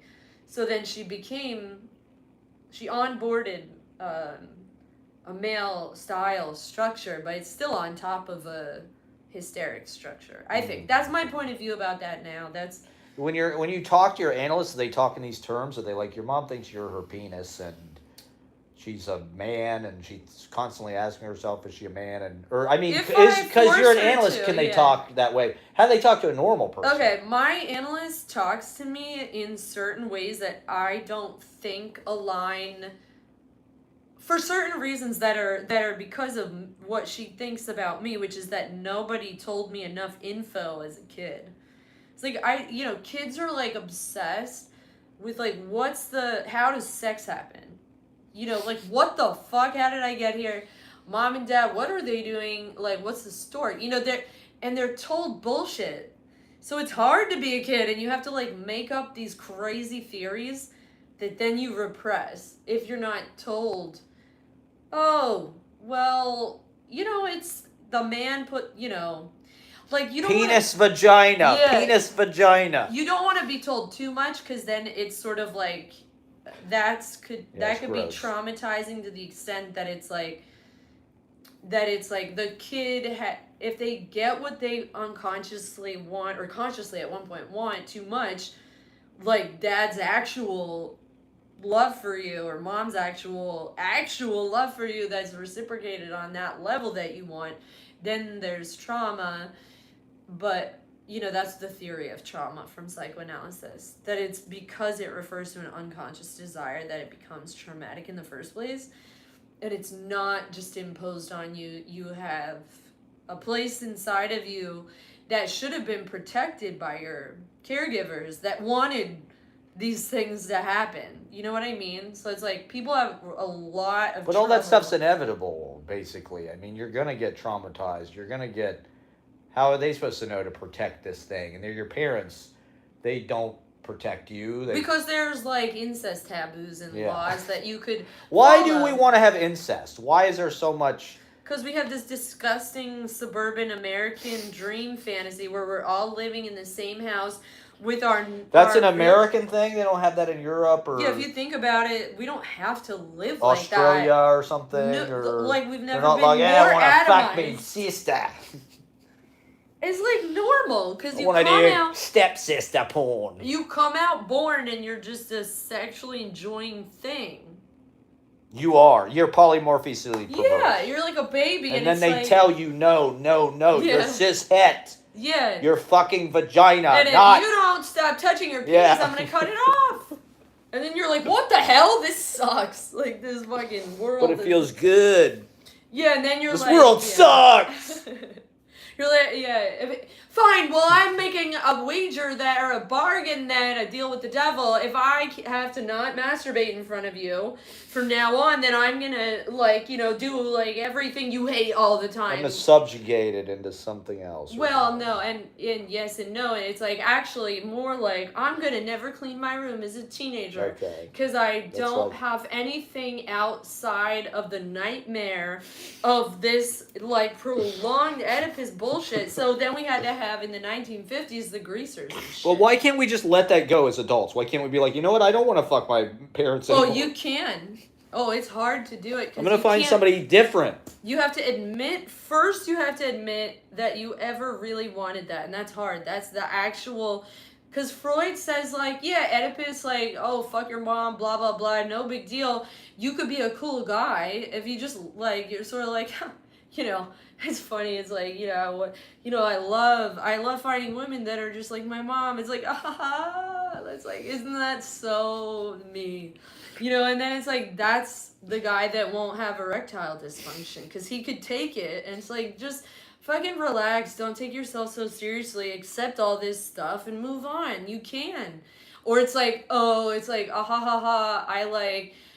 used to fight my boss because I'm like still with my daddy issues, but I can't admit that I want to kill my dad, but like but I do, but like I'm such a little boy about it that I'm like scared of him still. So it's like, isn't that funny? I used to do that. It's like healthy to do that, right? To kill your parents. It's healthy to do that. Yeah, you have to. It's all right, essential. I do want to talk because I just want to do 5 more minutes because I do have to leave pretty soon, but I do want to talk just briefly, if we could just say some things about Goliath or whatever. I really was hoping to be more interesting. Or fixed point. No, I think this is very like, it's almost like a text because you're giving such in-depth information that's like really comprehensive. Does it make sense? Like it makes. Yeah, but there's just a lot. Am I good at explaining yes. things or horrible at it? Like, it's just there's so many things. It's like, well, this is what your mother wants you to use as a penis, and your father, and you're castrated. Well, people don't really need to think about just or know lot. any of this stuff. It's. But I do want to talk about some clown shit. Can you tell us what fixed point is? It's looking at the audience with eye contact, especially just constantly. And what is the point of that? It's to be in a way. Eye contact with the audience. Mm-hmm. Are you moving? Are you... hopefully you're doing things that we're all avoiding doing in everyday life that are like actually very uncomfortable to do Yeah. for certain reasons, having to do with our striving to have oh, I'm a smart guy. Oh, I'm not having feelings. Like, I'm Yeah. not dumb. I see. Yeah, So we're controlling ourselves all the time. yeah. And clown is sort of like No, we're defended against like our awareness that we're not like living up to our ego ideal, our idea of like, I gotta be this smart guy who like remembers things and says smart stuff. Yeah. So the clown doesn't have to do that anymore. Right. So there's like either real or to some extent real or pretend traversal of the identity, where it's kind of like, I don't, you could tolerate being not your ideal, and also the abject identifications of like, oh my God, kill me if I ever get dementia, because that means I'll be helpless, dumb, Yeah. not doing what I'm thinking I wanted. Like whatever, they've gotten over it, and Right. so the fixed point Yeah. is where you are funny because you're not looking up or down to remember things or to think of things, and you're not moving your body in weird ways that like have to do with your own discomfort, and you're just like, you're performing, and you're like directing all of that as a gift to the audience that you give them of your own stupidity and your own okayness with being a failed, like, sort of moron. Right delivery system through the eye contact of like, and the ideal scenario, if you're doing that, that's what's funny. Like, I don't know, it's affirmed to me because like when I film myself, I've even like from something I did on Friday, I could hear the audience saying, oh my God, I can't believe she's looking at me right now. Like, oh my God. And then they talk about how like they love the performance. Yeah. And I'm an asshole, and I'm like, oh, what'd you like about it? And then they ooh. Oh my God, that was just like gave me shivers. This guy asked baked or mashed. Oh, French fries? I don't like mashed potatoes. I don't like baked potatoes. They're both not. Like, no, that's like, I'm not even a potato person. You're not a potato person. Yo, I'm not eating that potato. Like, no, sorry. Do I look like I'm eating stuff? Like, I'm just kidding. Do I look like I'm eating fucking potatoes, baked potatoes? Do I look like a baked potato person? I would eat that, but it's like, it's like not the kind of food that I need to eat. It's like the Puritan food I was fed as a kid. It's like, oh, cool, a piece of meat and a potato? Like, oh, thanks, It was Mom. actually Puritan food? Yeah. It was like, oh, we cooked a piece of meat and a vegetable, and we put some butter on the vegetable. That's food. It's like, okay, so potatoes. Well, your dad, he was some kind of cult leader or something? My real dad. What does that mean? Biological father. He would tell people that he was psychic and that he was an alien god. And that he had past lives. In Connecticut? No, that was my adoptive family. Okay. That was Where was this happening? He was a guy, just some an alien god. Guy. He's just a little elf guy. Like, I'm like. But it worked, kind of. It worked on my real mom because she didn't know any better. She didn't have an identity. Thank God I developed one, so I was able to survive. Yeah. Like, not. I was able to learn about him and what he does with other people, including mostly just his family. Yeah. But without losing myself in it. I see. Okay. Whereas other people can't always do that, really. Yeah, it's sad. There's one guy that was in the like cult of my dad for a while, but not at the same time as me. Yeah. Just slightly after me, and then he eventually got out of it, but I could tell he was having trouble cutting his internal tie back to my dad. Like, there was a way that my dad presented himself manipulatively as all-knowing and all-powerful. It was so dumb, though. Okay, so this is like a real cult. Yeah, and his woman and all the kids that they had and all the kids that those kids had, they all weirdly believe that he has all these like powers and stuff. It's Really? so Did he have a dumb. compound or anything like that? Yeah, Or... I don't know how they got it, but they had one in upstate. Okay. You could So find people out. bought this.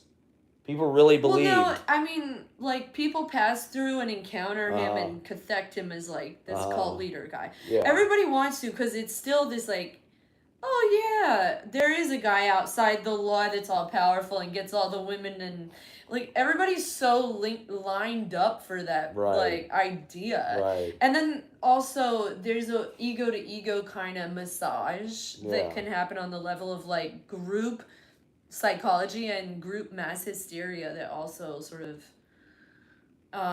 contributes to people believing in total nonsense from somebody like, oh yeah, Right. we bought Right. the coffee when we bought it from Whole Foods. It was regular coffee, and then it says decaf now because I changed it into decaf. Because remember yesterday? It's sort of like with the religious stuff, how the people buy into like the speaking in tongues and these crazy like kind of epileptic seizures or something. Mass hysteria, Yeah. usually. Yeah. They all decide together, like, yeah, we're gonna believe this thing that's obviously bullshit. Performance is important here Yeah. in a way that like I was like at one point during my analysis I was like, Yeah. what is performance like? Yeah. And I was like, oh, that's an interesting question. What's Yeah. acting? Right. Yeah. Actually, it was because I was like, oh, what if I could like do a personality on purpose? Right. You know, now that I could finally talk, Yeah. what kind of person I could like develop a persona, Right. have a personality? Is that acting? Yeah. Like if I designed it on purpose? Persona. No, but like an intentional one to extend out. Person. Everybody has to do it. Yeah. You know, it's okay. It's all fake. Yeah. But it's like, well, if I'm starting that at age 35 or 34, 32, what's it gonna be? Like, is that a valve of some kind? Yeah. No, that's a reference back to the anal trauma. Right. No, okay, it's not gonna be a poop valve. It's not a poop valve. We're gonna just like, maybe it's acting. Yeah. Is that a sublimation of poop for me? I don't know. Interesting. Yes, it is. It's like, what kind of person Right. could I be if I was okay that I pooped my pants? Yeah. And that I was like fine to be the guy that had to also walk home in it. That's that's like clown.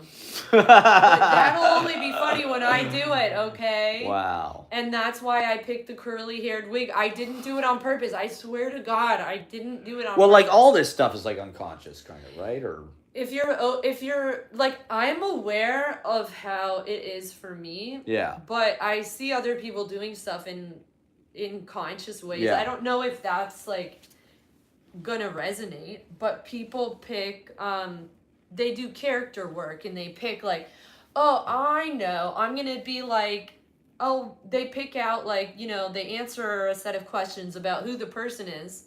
Yeah. Who the audience is, but actually these things can emerge encapsulated, Right. like a dream that came out to life as a born thing, and that happened to me. Oh.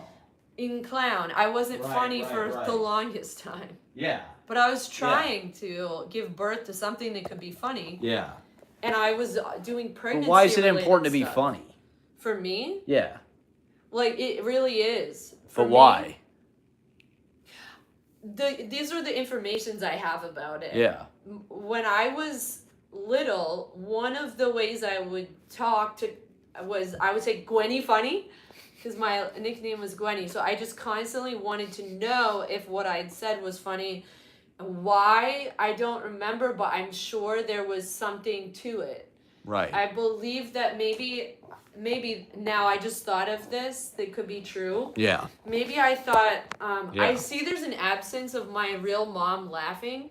Instead, she is screaming and scared all the time of her hallucinations. Yeah. And she's scared of my body. What if I could make her laugh instead? She could enjoy me. Yeah. Like, maybe that's something. I don't know. That sounds like it's probably true.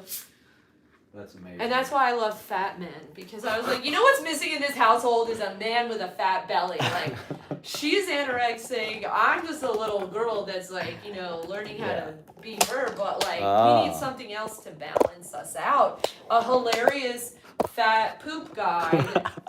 Yes. So then that was something that I loved, you know, that I wanted. Right, a hilarious fat poop guy. Yes, from That's what this family needs. From a young age, I always loved that. Like, I would see, I think because the belly looks like, oh, there's the guy that's filled with poop and he loves eating that. And so there was like, when I was 3, I went to a restaurant with my aunt and uncle who ended up adopting me. And I said something like, oh, the big belly man, like to the waiter at the restaurant. I was like, oh, he has a big belly, like, you know, so that's... That was good. That was a positive. So if you can find out this kind of stuff about yourself, and you can get over it to the point where you don't actually have to make it your sense of humor. Right. Where you're like, oh, guys, guess what's funny? Poop! Poopy. Or like, oh, guess what's funny? Farting. Like, that's not really it. Right. You know, you have to still turn it into something else. And it is still, it's more retaining of the actual comedy and importance of it as poetry. Yeah, right. When you can do that, and you can only do it when you know what it is. Right. Is that, now that this is, I can tell this is ending, is that something that you understand about poetry or anything? Like, does what I'm saying about that, the way I see art, including clown and poetry for now, because that's what I've explored, does that, like, resonate in your experience? Yeah, I would say, here, can you walk about with, I just want to get my shoes and stuff because I got to get going. I would just say that, that's kind of what's interesting, I guess, about working in poetry, or like part of the point of it is like there is kind of like this mysterious, you want to kind of create something that's like a symbol that you don't understand or something, or, you know, some kind of like mysterious or like a dream image where it's like, you know, it continuously inspires meaning making? Yeah, exactly. And I feel like clown is like a version of that on stage. In fact, that's one of the reasons why I'm drawn to it, because it almost feels like more poetic than poetry. That's what I think too. When I was writing poetry, all I could do was like hysteric style, symptomatic bullshit that people like, but I'm like, don't like this, please. Where I'm like, poetry isn't even real, and everybody thinks they're doing something, but they're really not doing. Those were what my poems were like. Right. But I actually got to a place where I could do poetry that was not just deconstructing the thing. Right. But I still get really into like that genre of like like, oh, guess what? You know, this is like a dumb thing anyway. But well, it's like with clown stuff, it's just like you have the raw material of these images just right on stage. You have, you know, the thing itself. You've got somebody dressed up as a thing. And I like the idea that, like you were saying, where it's like it's an opportunity to create poetry. You know, like as a comedian or whatever, as a clown. If you improvise. That's what really makes it work to me. Even if you're a stand-up comedian, there is some kind of poetic, it's the same thing like with the poem. There's some kind of relation beneath the thing that is implicit, that not everybody sees, that is like inspired. But you have to be open to free associating, because that's the only place it's really going to come and heavy hit. Exactly. Right? Or can you do it with that, like... This guy says, I would listen to this woman more if she did content. Sorry, I'm never gonna do content. Put your own content in. You know, listen to this woman. I'm an empty vessel. Okay, I gotta get going. Yeah. Are you coming or later? Are you walking there now? Not now. I don't mean now, but are you coming later? Or? Yes. Okay, and this time, I swear to God, you don't have. I'm I mean, be on time. And that guy Fletcher, something Fletcher. Guy, and like maybe a couple other friends are coming. All right. Well, thank you for doing this. Great job. Oh, yeah. You know, feel free to share. I I'll wish share I it. was like more interesting and No. This is awesome. Okay, cool. It was definitely educational. And Can I see the chat like when I well, look this at guy it? deleted all of his messages. What is up with that? So Can literally- he tell you? Can I find him out? Like, what's? I don't think so. He's got some kind of private. Call me, okay? Like, we gotta talk. Like, what She's the on hell? Instagram. Gwen Yeah. Burton. He's under Find her negation. on Instagram. He's She wants to symptomatically talk. presenting Your himself negation. under It's a negation. Come on, just say something. Just let it out. Yeah. Just let the poopy out, Come on, okay? I'm a poop guy. Let your I get it. poopy out, okay? You can't be a fatty with poop in your diaper. Wake up! You're alive. Let it flow. That's It's right. okay to be alive. Exactly. Wake up, you're alive. All right. Yeah. We'll see All you. right, bye. What time does it start again? 8. Like on the dot? Well, I might even start earlier than Okay, that then because. I'll come earlier than that. I'll come Where at are you? 7:30. Okay. I mean, it's like 7 right now, but Okay, yeah. then I'll come there soon. All I right, just want sick. to be there before it starts for once. Okay. You know? Hell yeah. Be I awesome. always say I'm going to, and then I don't. This time. It's pretty exciting before it starts. Oh, you got some packages here. Oh shit. See, All right. toilet paper.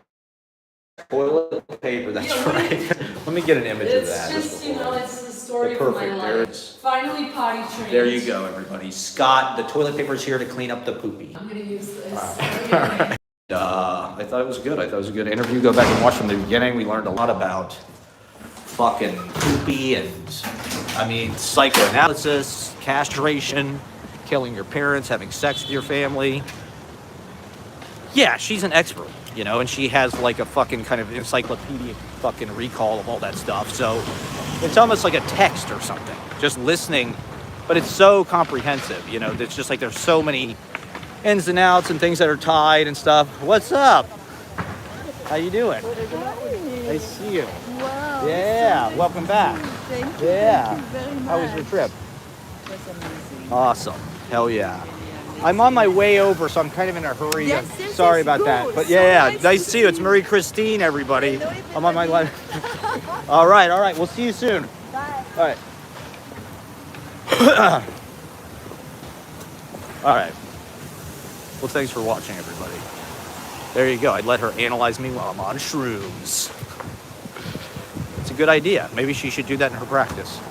All right. Well, anyway, thank you guys for watching. I got to go. The open mic will be on soon. So click in and watch that.